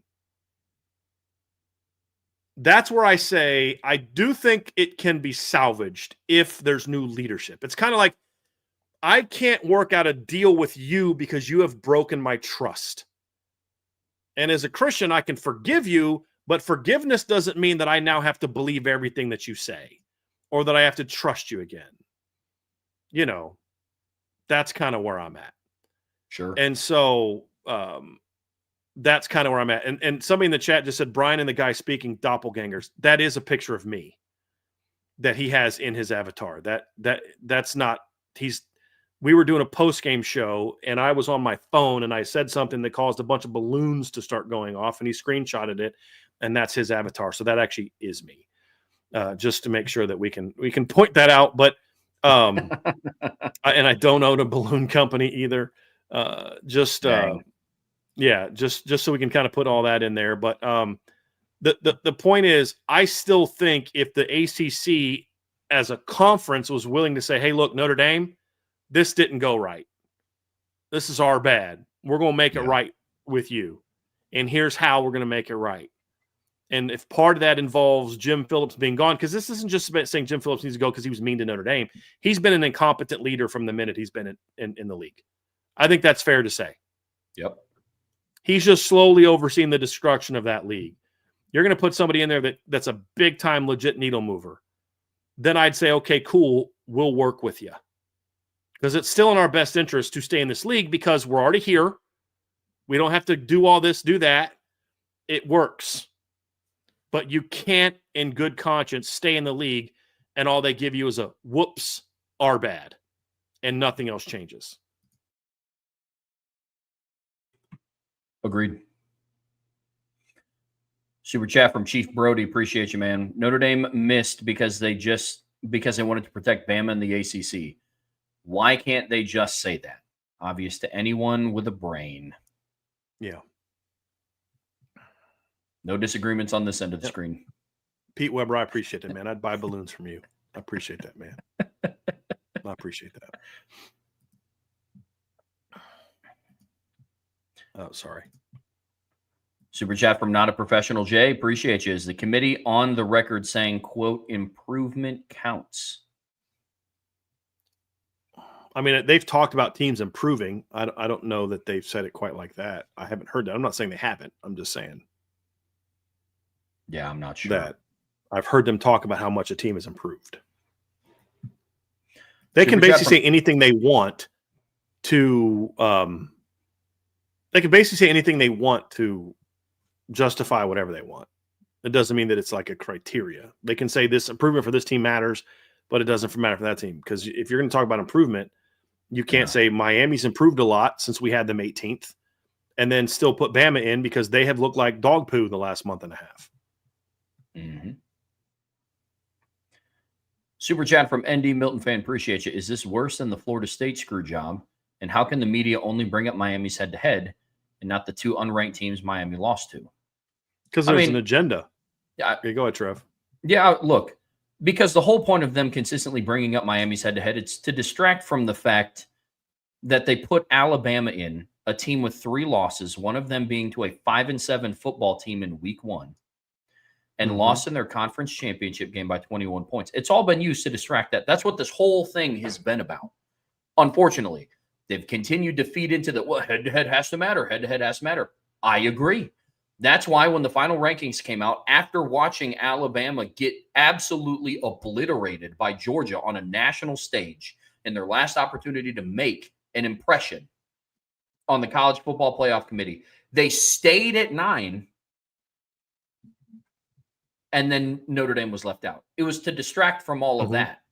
Another finer point in this, why the heck is Miami still ranked below Alabama? Like, if you want to put Alabama in the playoffs, that's fine. The other thing. Why are they Miami still, Trev, we said this the last 2 weeks, they have a better resume than Alabama. Miami should be the 9. They should be playing Oklahoma, not Texas A&M. 100%. Like, even in them messing it up, they still got it wrong. Yep. I mean, that's how bad of a screw job. Well, if they did that, then that would even be more screwed up. You know what I mean? Like, if they did that, it'd be like, I think part of that too has to do with they wanted him in Indiana's bracket, not Ohio State's bracket. Sure. Don't kid yourself.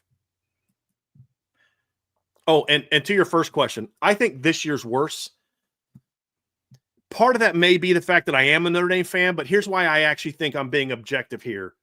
Florida State deserved to be in the playoffs, but it was going to be hard for them to win a championship because they didn't have Jordan Travis. I just don't think that should have mattered.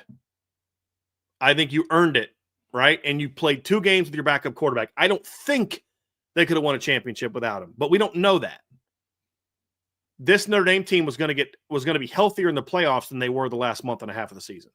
Right. They were going to get Jaden Greathouse back. They were going to get Gabe Rubio back. They were going to get Billy Schrauth back. And that was never talked about.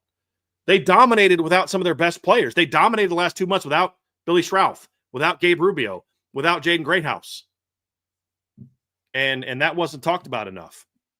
So, I think that's kind of part of it. Kind of that factors in. I see that the exact same. The committee actively left out a national championship contender. I mean, Florida State deserved to be in, but because of that loss, I don't know if they would have been able to beat Michigan that year or beat Washington in the national title game. I'm with you 100%. I think the process for both was equally bad. Yep.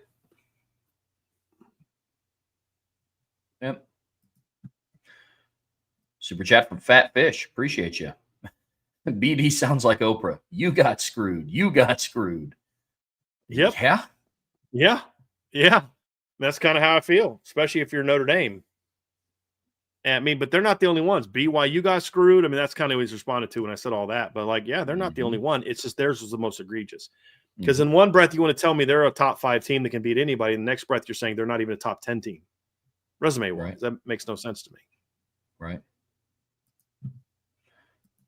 Super chat from our guy, Christopher Galloway, a.k.a. Black Irish 864. Appreciate the super chat. Brian, do you think Notre Dame already has a backup plan to get out of the ACC and blow it up?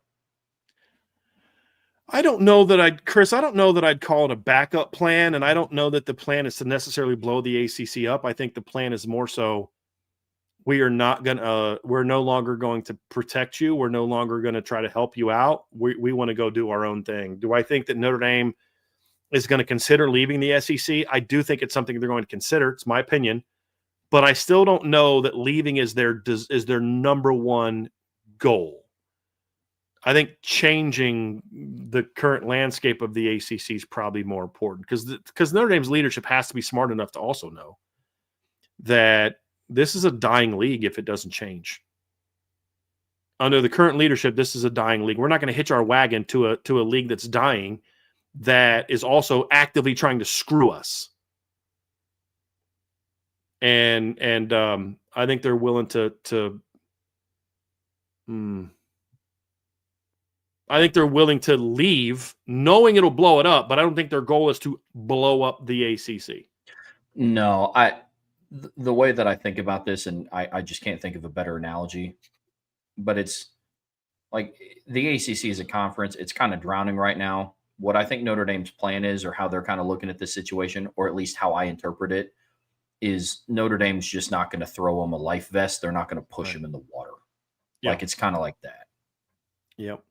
I'm so tired of this from non-Notre Dame fans. If Notre Dame was in a conference, it all could have been avoided. At the end of the day, that's what it amounts to. That is one of the worst thing. With all due respect, it's just one of the dumbest things I keep hearing. Virginia was in a conference. It didn't work out for them. Miami did not play in their conference championship. Bama went to a conference championship and lost. Let's be honest. All of you saying this, if Notre Dame went to a conference championship game and lost by 21 points, none of you'd be like, hey, it doesn't matter. It's just a game. None of you would be saying that. How did it work out for BYU? How did playing that extra game work out for BYU? So just don't be a sheep. Think for yourself. And also think for more than 2 minutes before you post something that is just so shallow and just nonsensical and just easy to dismiss, because it really just reflects poorly on other fan bases. Just look, Archer's from another fan base. We have Insured by Big. We've had Bama fans in the chat we love. We've had other Ohio State fans in the chat we love. Antoine's a Michigan fan. We love our fans from other fan bases. But you know why those people stick around? And Archer will tell you, he and I disagree all the time. But it's always like, okay, I disagree with you, but your reasoning, you're giving me an argument. You're not being silly and shallow and insulting. So I'm just blocking a bunch of people today, and I don't care because I'm not going to let other fan bases ruin the community we've built here by just coming in with just silliness and uselessness. So you're going to get blocked. If you want to come in and have a real conversation, okay. It says Indy would have won the conference championship and won. They wouldn't be that in. That is thinking for myself. No, it's not, because all they had to do then is just beat Miami in the regular season and they're in, or beat Texas A&M in the regular season they're in. Being in a conference is not the answer, and it's very shallow and short-sighted to say that. It's ridiculous to say that. One thing we have said, and we said yesterday, Notre Dame just would have beat one of the two teams they played at the beginning of the year. We're not having this conversation. Just one of. After Notre Dame lost to Texas A&M, I said it on the night of September 13th. Their playoff destiny is now really out of their control and no longer in their hands. Yep. And that's what we saw yesterday. Yep. Now, that being said, there's a lot of cheese along the way to it also being in the predicament that they were in. But that being said, exactly, Notre Dame played. You can say both, Trevor. We can say they got screwed, but also they put themselves in a position to get screwed. 100%. And who's the team that ultimately knocked them out? It's not Bama. It's Miami. Yeah. What conference championship did Miami play in and win this weekend? I mean, Notre Dame played. They had head-to-head against Notre Dame. If it came down to Notre Dame or Miami getting the ACC title game, Notre Dame wouldn't have got in because Miami beat them. Yeah, 100%. Look, Notre Dame played for the national championship last year and participated in the same amount of conference championships they did this year. Ohio State won the national championship last year and didn't play for the conference championship. We gotta stop with this conference talk. Seriously. Super chat from Ross Blankenship. Appreciate you, Ross. Maybe the ACC can add Hawaii next season. Would be a great addition to the Atlantic Coastal Conference, along with Stanford and California. Oh, that's good. Is it any dumber than having Stanford, Cal, and SMU in your league? No, it's And there's nothing about the Atlantic Coast that has anything to do with those teams. You know what I mean? So it's like, yeah, I get it. It's like the Big Ten has 18 teams, all of that. You know, yeah. That's kind of funny. Oh boy. I just want to say this: the ACC commissioner Jim Phillips just released a statement. He just keeps digging holes, man. The University of Notre Dame is an incredibly valued member of the ACC, and there's a tremendous respect and appreciation for the entire institution. With that said, when it comes to football, we have a responsibility to support and advocate for all 17 of our football playing member institutions, and I stand behind our conference efforts to do just that. Leading up to the College Football Playoff Committee selections on Sunday, at no time was it suggested by the ACC that Notre Dame was not a worthy candidate for inclusion in the field. Liar. We are thrilled for the University of Miami while also understanding and appreciating the significant disappointment of the Notre Dame players, coaches, and programs. This is exactly why you are absolutely full of you know what. Because, yes, you absolutely did. You absolutely did say that. Your entire thing was not about we should both be in. At no time did you ever say we should both be in. That's the whole point. If this whole time you'd have been going after the SEC and Alabama and Notre Dame still got left out, guess who's pissed at the ACC? Nobody. If you'd have played Notre Dame, Alabama, or Notre Dame, Miami, and then Florida State, Alabama, back-to-back games, we'd have been like, yeah, okay, I get it. I get what you're doing. I don't like it, but I get what you're doing. But you didn't. You went after one team and one team only, Notre Dame. You weren't selling Miami's case. You were trying to tear down Notre Dame. And so he's not really helping himself. And that's just another example 9,462 of why Jim Phillips needs to no longer be the ACC commissioner.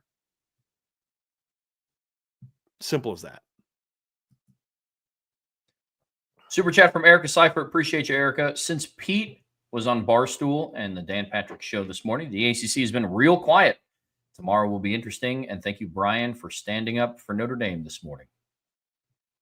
Do my best. I say those things and I fight that fight because I truly believe it. Another one from Not a Professional, Jay. Appreciate you. Has the SEC actually said they want us? Publicly, no. Privately, yes. I'll just leave it at that. If Notre Dame called the SEC tomorrow and said, hey, we want to be in the league, I'm quite confident that the SEC would say yes. And that's not a guess. Super chat from Joshua Heatherly. Appreciate you, Josh. Thanks for fighting the good fight. Here's to all the butt whippings coming in 2026. Yes. Word. Absolutely. I'm feeling that way now, but I also kind of felt that way going into Miami because of how cranky we heard Marcus Freeman and the team was all off season. So there is a level of, okay, I want to see it, but I think this is a different kind of thing. That was, we didn't play well enough. This is, now you came at me. You know what I mean? You screwed me. You took food off my table. You know what I mean? It's like if I go out and do something wrong, Trev, if I go out and do something stupid and get fired, I got nobody to blame but myself. I'm cranky. I want to prove myself, but you come into my home and try to take food off my table, my reaction is going to be a whole lot different. Whole lot different. It's different setting up a revenge tour after playing for a national championship and having arguably the best season that you've had in 30 years. Mm-hmm. When you don't have the opportunity to repeat that and it was taken away from you after you've been lied to, it's a little different. Agreed completely. Yep. Super chat from Mr. Sergeant Steve Irish. Appreciate you, Steve. Thank you, Coach Brian and Trevor. As a veteran, great way of using December 7th. Sunshine is the best disinfectant. Everyone will have to find out FAFO. The committee is a freaking bad joke. Actions have consequences. No doubt about that. No doubt about that. Super chat from Freddie Beck with photo. Thank you, Freddie. As a photographer, I will probably be covering the Cotton Bowl. I despise Texas A&M and Miami. Please help me decide who to root for to advance to the Cotton Bowl. So, in a lot of ways, I don't care. But if you were to ask me who do I want to win, I'd want Texas A&M win for one reason only.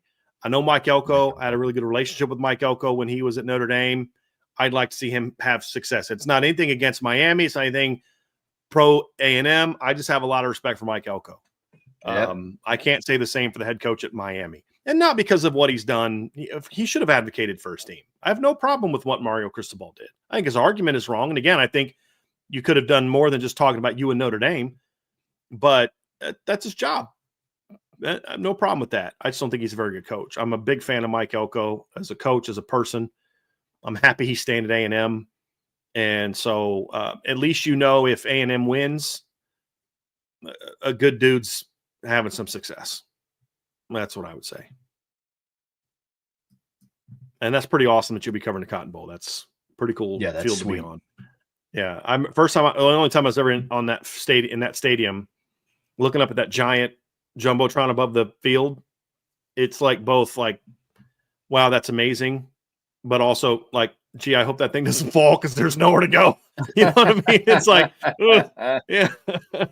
Watch too many horror movies. This is so cool as long as it stays right there. Right there. Yeah. Absolutely right. Absolutely right. Super chat from Raymond Hartman. Appreciate you, man. For any Notre Dame fan here for the first time today and enjoyed the show, join the IB boards too. Yes, well said. Well worth the $6 a month. I agree with that. Thank you, Raymond. I agree with that very much. Thank you. Our guy, Raymond. Super chat. Super chat from Charlie Weiss's Power Scooter. Love that. How did the show go this morning? Turned it off when Feinbaum was on, then got busy with work and wasn't able to catch it. I thought it went well. Trev, I mean, you could probably give a better assessment than I can bias. I thought it went well. I was a little frustrated with I was on with Greg McElroy and Cole Kabelic, and I've always been very fond of both of them. So I was on with them at this morning at 9:20, and then I was on with Crane and Company at 11. So I just put the YouTube links to both of those in the chat. So you'll be able to watch both of those. So yeah, you guys decide for yourselves how it went. But I thought it went fine. Like I was fine with Greg arguing his points. I got a little pissed off when he said that I didn't have any credibility because I think 5-7 Auburn's not as good as 9-2 Navy. But I thought he walked it back later and was like, "Hey, man, it's really, you know what I mean?" Like I think he kind of felt bad about it at the end. I know Cole tried to walk it back a little bit because it got a little bit intense, but I think it shows the holes in the arguments that Bama people have. Yep. Because they only have a couple talking points to rely on. Everything else is theory, I feel, and not based on actual data. And I think that's why Greg had the reaction he had, is because I don't know that he could stand on the case as much. And that was disappointing. But they've always been good to me. I appreciate them having me on. I've been on 5-6 times. I'm sure I'll go on again. We get heated sometimes, and I think we say things we regret. And I could be wrong, Trevor. You tell me if I'm wrong on this. I felt the way that Greg acted towards me at the end showed a little bit of, I think he didn't like maybe the direction it went on his part either. I thought he said a couple things that kind of seemed like he was like, hey, man, I respect you. I appreciate you kind of thing. That I think if he could look back and do it all again, I don't think he would want it to go the way that he took it. Yeah, I could be wrong. You and I are reading that the exact same. Sometimes when arguments get heated, like stuff, we can go back and forth because we're talking about stuff that we're passionate about. And I understand that completely. I mean, you have your job with Notre Dame and Irish Breakdown and very passionate about that. And Greg McElroy was a starting quarterback once upon a time for Alabama. So I understood it. The comment was out of pocket. Doesn't make it not, but the ability to walk it back and then you go from there. And you could almost tell that the second he said it, it was kind of like, I shouldn't have said that. You know what I mean? So I think he rebounded well. Cole Kubelic did a good job of moderating the rest of the show as well. But it was a good argument. Well, honestly, it was a good college football debate on both sides. It got derailed there for a little bit, but then I think it landed really well. But no, go watch the show, guys. Brian did a fantastic job. Thank you, sir. And I asked Trevor that question. I said, look, don't tell me that as your boss. I want your honest opinion of how you think it went. I got that right. right? Because I was not expecting it to be that intense, because they're usually not that way. And No. you know what I mean? And I think they were expecting me to, I think because Greg was expecting me to come on and argue that they should be in over Miami. Yeah. I don't think he was expecting me to say they should be in over Alabama. Mhm. I think is the issue. But like I said, I have a lot of respect for Greg. I think he's wrong here. Yeah. But I'm not like unsubscribe from him because he was, mean to me. He got a little heated. I think he walked it back. I would like to think that I stayed on point as best I could. We just had a disagreement, but I still like them. If they called me tomorrow, say, hey, we want to have you back on tomorrow, I'd go on tomorrow. I can't say that for every show that I've ever been on. And there's some shows I've never been on that I wouldn't waste my time going on, because it's a circus. I think a lot of those guys, because they try to stick to football. That's where I'm at on that. Did I get that right, Brian? You did what? Really you well? Did. How did I do, Trevor? Brian, you did great. What's Man, that is so awesome. I'm so happy to be part of Irish Breakdown. Very well. Very good job, Trevor. Bonus check signed.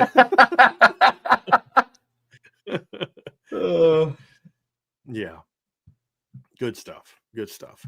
Ohio State fan C. Will OSU says, why would Notre Dame consider the Pac-12, ACC, or others when the Big Ten is right there? Number one, there is a historical animosity between Notre Dame and the Big Ten for a lot of reasons.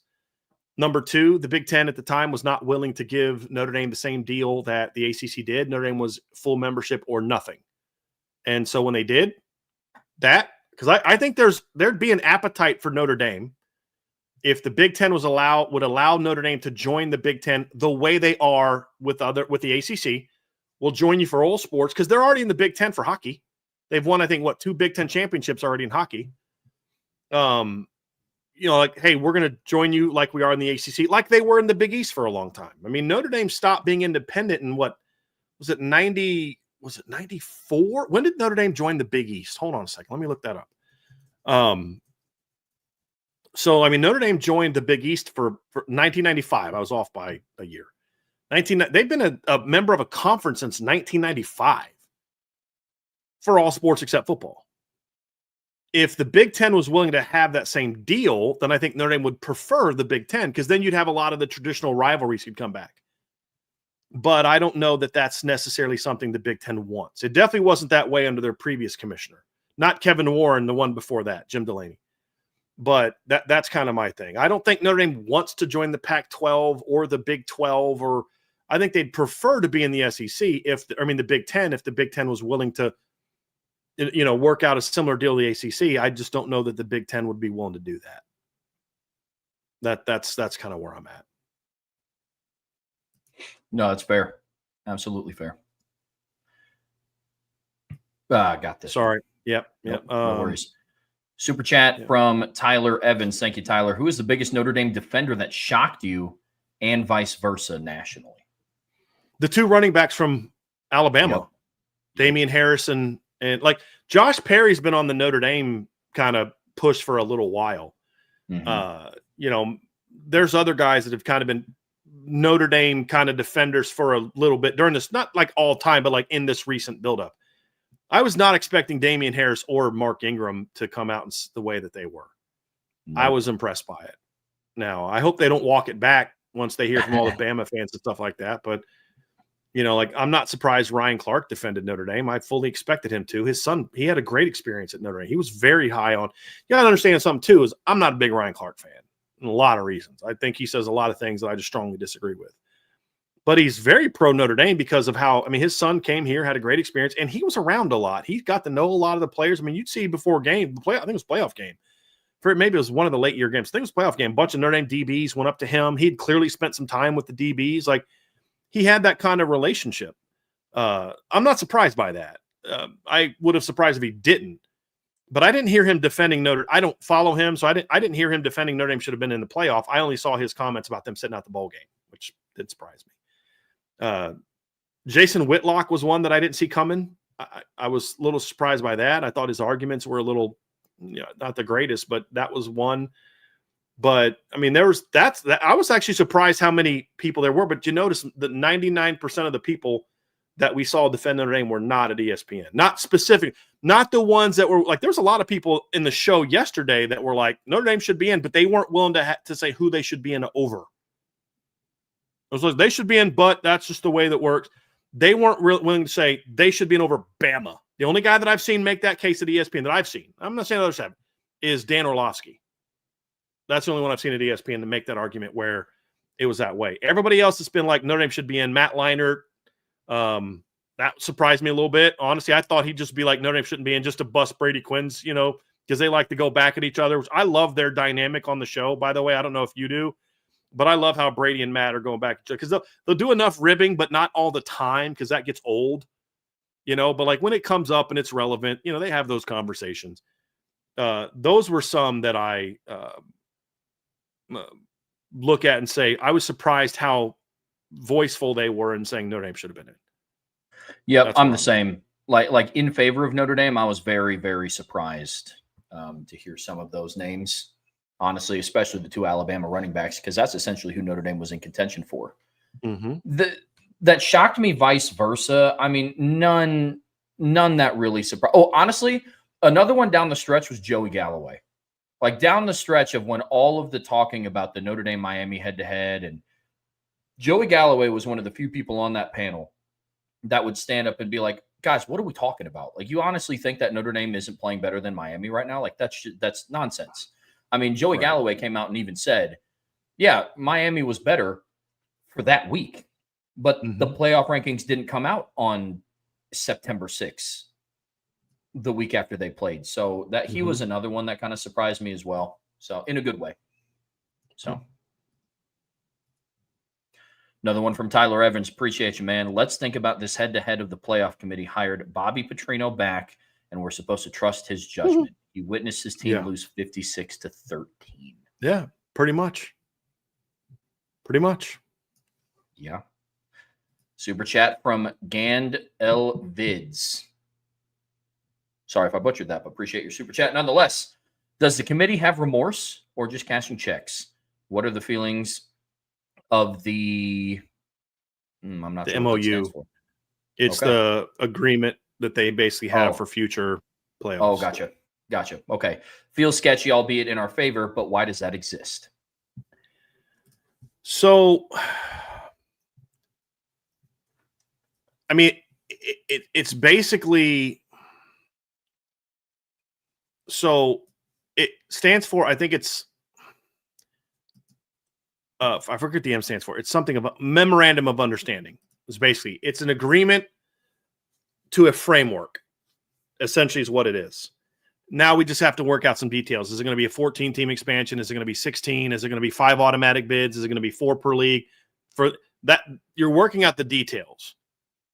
But the memorandum of understanding is this is the framework of what a deal is going to look like. This is how you get paid. This is how you get paid. This is your role in it. That's your role in it.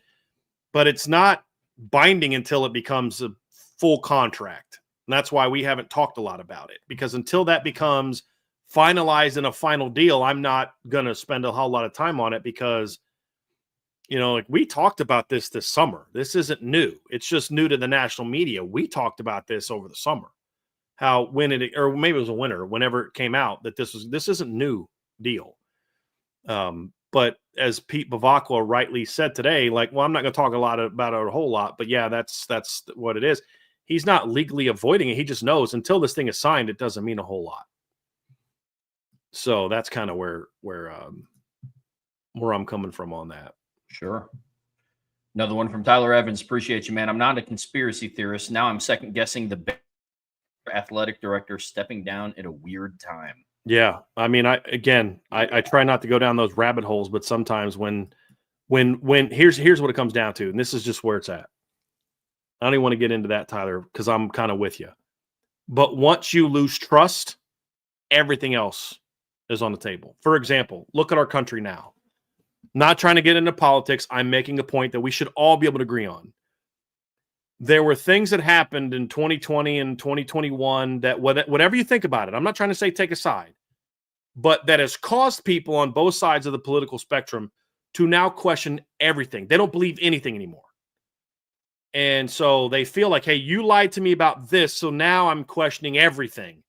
And so now you're seeing podcasts are saying, well, here's the real thing that happened to World War II, and here's the real thing that happened at this time, and here's the real thing that happened on 9/11, and here's the real thing that happened on this. And now you've got every conspiracy theory in the world coming out. Why are they gaining traction? Because a bunch of people felt lied to by the people that are in charge of them, whether you agree with it or not. I'm not trying to have an argument about whether you should believe it, you shouldn't believe it. I'm saying, but that caused a lot of people to lose faith in the establishment. And so now they'll believe any stupid thing that comes across. Like there's a certain lady that does podcasting now who is just disgustingly trying to make money off of someone who was killed this summer. And just like coming up with every ridiculous conspiracy in the world. And I'm like, I can't believe people believe this chick. But she's now the #1 podcast in the country. It's nuts. But once the trust is broken and that wall of trust comes crumbling down, now everything is on the table for people. And that's where we're at, sadly, I think, with college football. Once that wall of trust is crushed, and it's not just from this. This was the final hammer. It started years ago, and it definitely kind of went into 2023 with Florida State. Once that goes down, now it's like, now everything is on the table. And now we can question this, and we can question that, and we can question this. And now people are believing some of the dumbest things in the world, even though the original thing, let's say, had merit, for argument's sake, because that trust is gone. Now things that don't have merit are now gaining traction because some people just now believe everything. Well, they lied about this. Well, yeah, they lied about that. That doesn't mean they lied about everything. You know what I mean? And the same people that lied now are not the people that were in power 60 years ago. Like, it's just now it's like, it's so nuts. And sadly, that's what's going to happen with college football. Once that wall of trust gets torn down, now it's like everything's on the table. And you can't convince people otherwise because it was so clearly corrupt what you did in 23 and this year. It was so clearly, you guys played this so wrong that you can't put that genie back in the bottle. That's my fear. And I don't like what's happened. I used to love following politics. Now I can't get in it because nobody's actually talking like real stuff anymore. It's all this crazy fringe stuff. And it's like, dude, I'm out. You're all nuts. You know, like it's just, I used to, like, people know I used to love having talk politics with my Democrat friends. We used to, and we would shake hands and love it and still be boys afterwards. Now it's like, I'm good, man. I have nothing to say. Like, I'm just not even going to get into this with you for any side. Like my brother-in-law and I tend to be on the same, and I'm like, dude, I'm not having this conversation with you. Like, I can't possibly believe that you, an intelligent person, actually believes that. You know what I mean? And it's wild. And that's what sadly I think is going to happen to college football if this kind of continues to go down this road. That's the sad part. Yep. Now everything's on the table.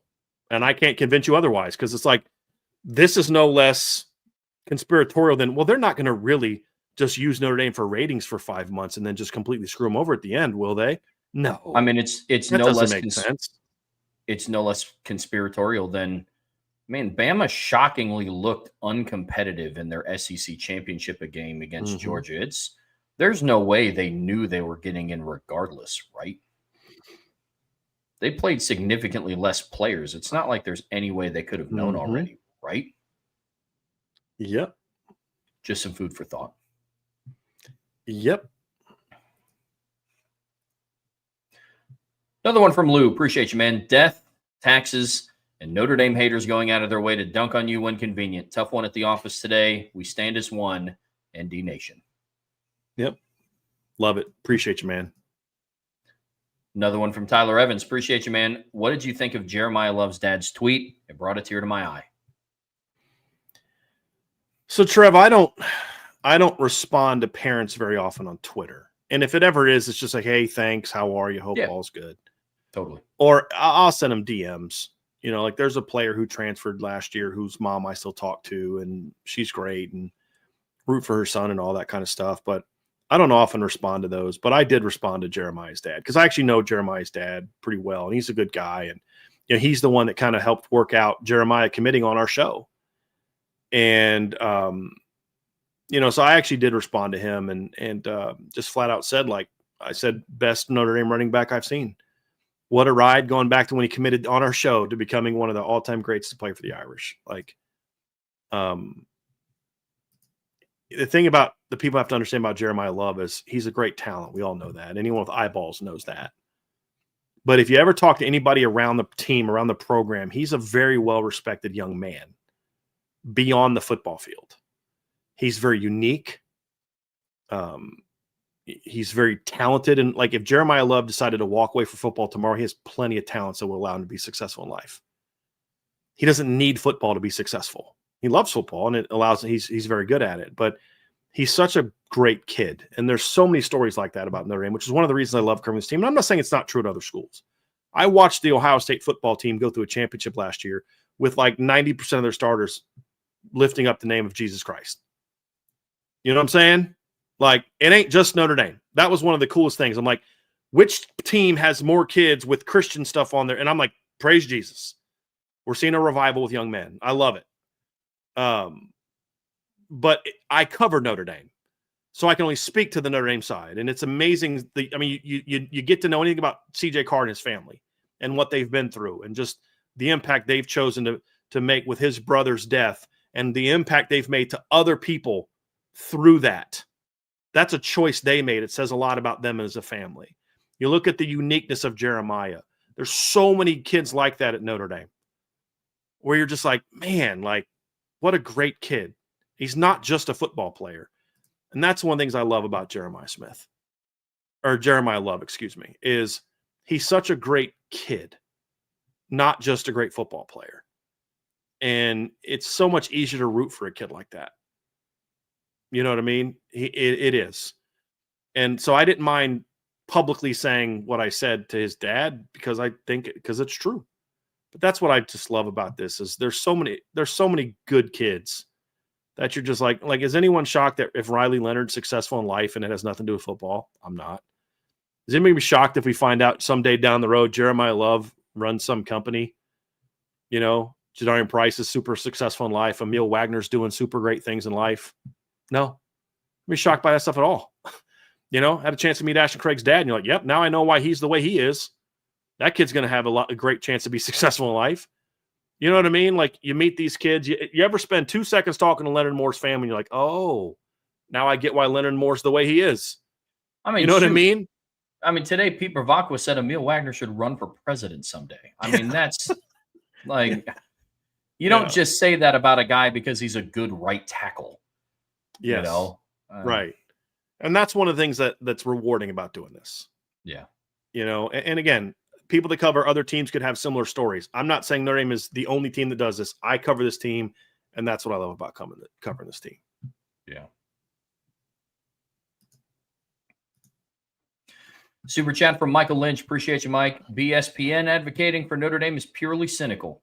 They want to use Notre Dame getting screwed to move to a 12 best teams model and then stuff it with as many SEC teams as they can, i.e. current 5, 9-3 Texas, 10-2 Vanderbilt. Mm-hmm. Yeah. It's all a show. If they believe that, then you'd have had more people advocating for that beforehand. That's absolutely what it would have been. Mm-hmm. Yeah. Absolutely what it would have been. Super chat from Paddlefish. Thank you, Paddle.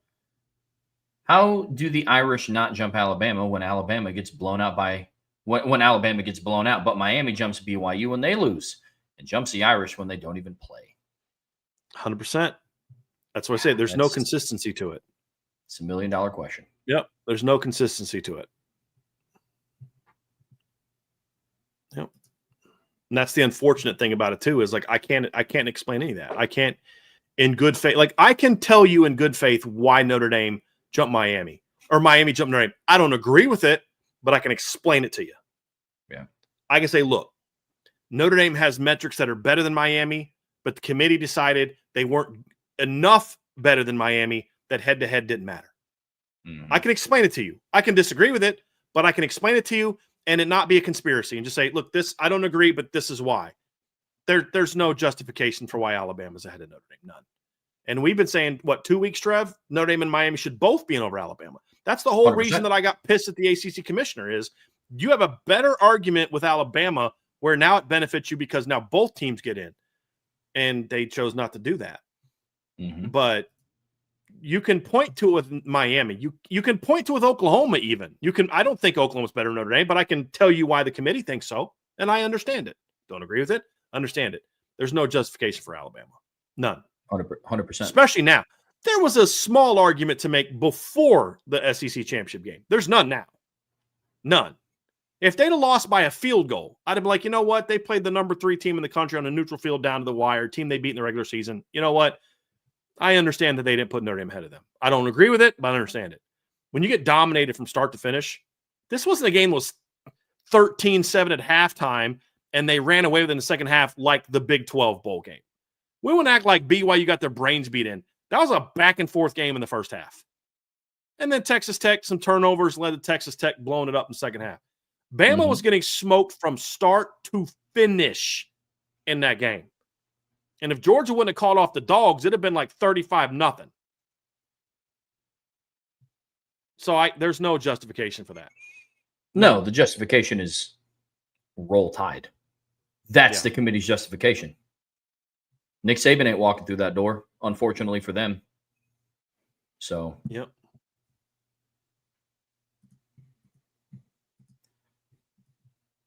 Super chat from 4 Horsemen 1842. Thank you for the super chat. What's your take on John Gruden's view on structuring the college football playoffs? By the way, Gruden is a South Bend Clay alum. His dad coached at Notre Dame.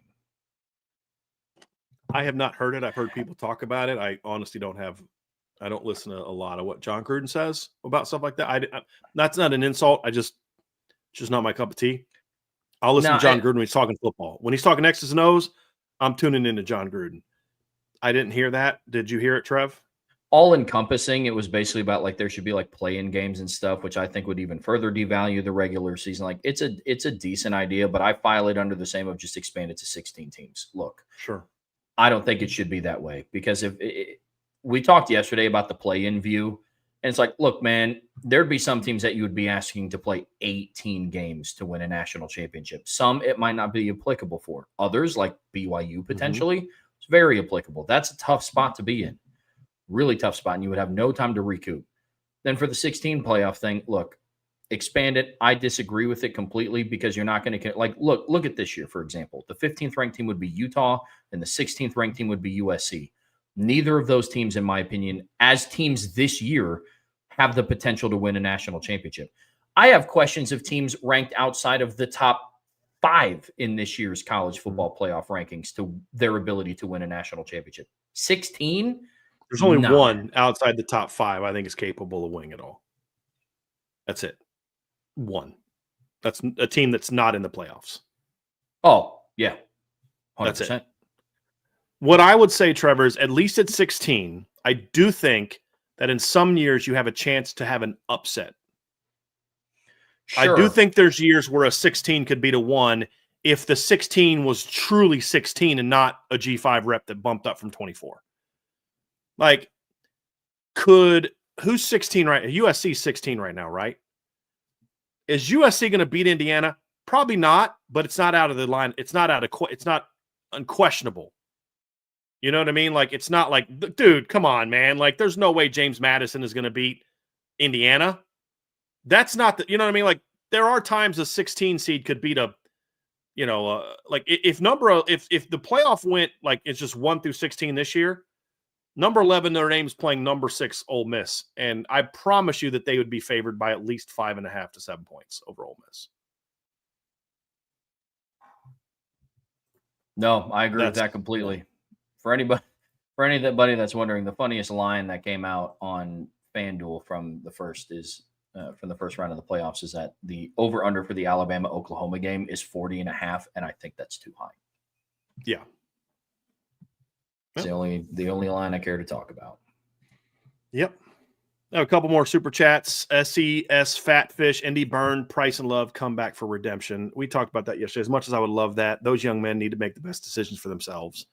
And I think that's probably going to be going to the NFL. It's just my opinion. Not giving you any insider info. It's just my opinion. And I would support both of them. If they called me and asked my opinion, I'd say, do you think you're ready? As a man? Yes, sir. Do you think your game is ready? Yes, sir. Have you got good feedback from the NFL? Yes, sir. Do what you got to do, man. I'll support you. If that's what you said to do. If you want to come back, I'll support that. But if you want to go, I'll support you. I think you're ready also. Yep. Super chat from Daniel Burns. I'm not going to be holding my breath waiting on those calls, just by the way. I'm just making a point. No. Start tomorrow's show. Just welcome back to the Irish Breakdown podcast. Jeremiah Jadar didn't call me, and that's my opinion. No, I'm just saying if they did, this is what I would say. I'm not expecting it to happen, but that's what I'm saying. Super chat from Daniel Burns. Appreciate you, Dan. If ESPN argues conference championship games can't have a penalty, why are they angry Notre Dame doesn't play in conference championship games? Being angry at Notre Dame for having a disadvantage. Daniel, this is one of my favorite super chats ever, bro. Seriously. Like, I mean, this is tremendous. This is so spot on. I'm like, right now, I'm torn between, bro, great comment, and dang it, Driscoll, why didn't you think of that? You know what I mean? Like, that is such a great point, Daniel. I mean, you're spot on. If it doesn't matter, then why do you care if Notre Dame's in a conference or not? So they can play in another meaningless game that they lose, there's no problem? That's a great comment, dude. That's very well done. That's very well done. Yeah. You know, Dan, I was actually just about to say that. Yeah. No, that's Daniel, that was going to be what I was going to lead tomorrow's show with, man. Daniel, you stole it from literally me. tip of my tongue, bro. Like, man, I had that written down in my notes. Hold on a second. See? Right. I had that written down in my notes. Brian did a great job. That's the other one. Yeah, no. That's very well done. No, Daniel. that's awesome, dude. But I mean, he's spot on, right? I mean, This is kind of the frustration that I have, and I mentioned this in the show earlier with in our show and with Greg and on Crane and Company too. It's the double standard. It's the talking out of both sides of their mouth. You say one thing, why does a championship game matter for the winner but not the loser? You know, like why does head-to-head matter for this team, but it doesn't for this team?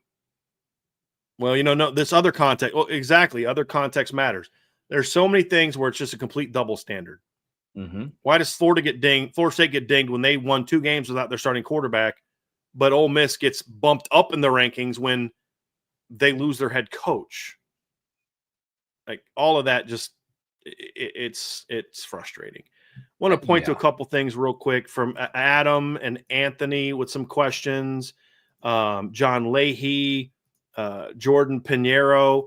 Could you guys do us a favor and note those questions, because we are going to have some more looking forward to 2026 conversations. And I definitely want to address those questions today. We're very long now, and we got to kind of wrap this up. There were a lot of super chats. We greatly appreciate it.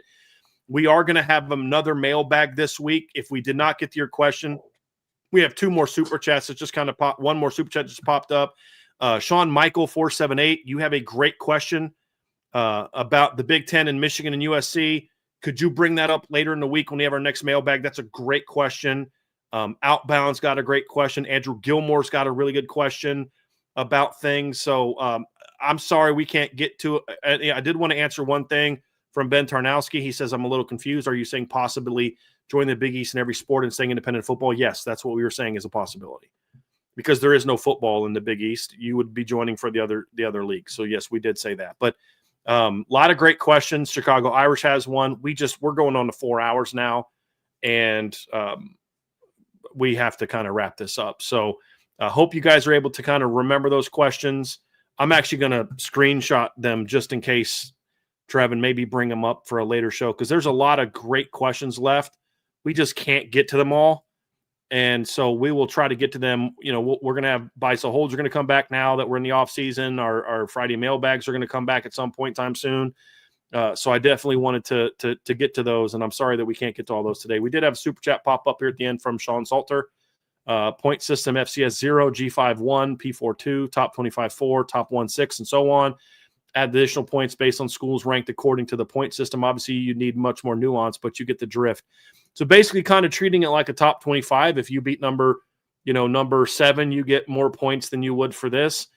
I think you're correct. Need to be more nuance, but I do think there's there's some merit to that. So like if your 2 top 25 wins are over 21 and 23, that shouldn't count as strong on your resume as if you beat number 5 and number 9.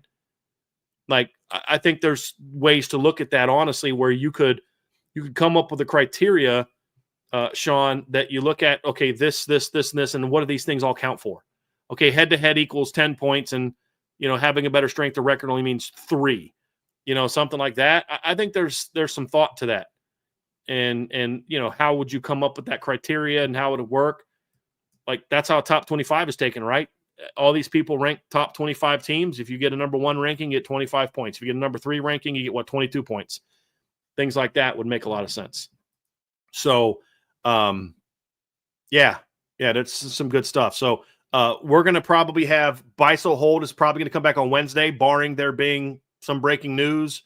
We'll have a mailbag on Friday. Tomorrow, we'll talk a little bit of recruiting, but we'll also start diving into kind of what's next. Tomorrow's show won't start till 2 p.m. Just a heads up. I'm going to be at Pete Bavacqua's press conference tomorrow. It could just be announcing like we're all thinking it's going to be like, heck breaking loose. It could just be him explaining the decision of not playing a bowl game. It could be hopefully announcing an extension for Marcus Freeman. I wouldn't assume that it's going to be some breaking news where we're filing suit against the ACC. I think that's what a lot of people are thinking. I don't know that that's necessarily what's going to happen. I'm kind of just right now tamping down all my expectations. We'll find out, but we'll be there tomorrow. Sean Stiers will also be there. Sean will play some quotes from it. We'll just talk about it. This is so we'll kind of do those things. So that's what tomorrow's show. But we'll start at 2 p.m. tomorrow, just a heads up. Then on the rest of the week, we'll be at 1 o'clock, just so you guys know. So just wanted to give everybody a heads up. So for Trev, I'm Brian. Have a great rest of your week. Hit that like button, hit the subscribe button, hit the notification bell, share this podcast with your friends and family. Give us a 5-star review. And as always, if you want to support what we do at Irish Breakdown, the number one way to do that from a financial standpoint is to sign up for the message board at boards.irishbreakdown.com. I'm confident you're going to love it. So check it out. We'll talk to you guys again here very soon. Guys are going to go live on the Irish Breakdown podcast.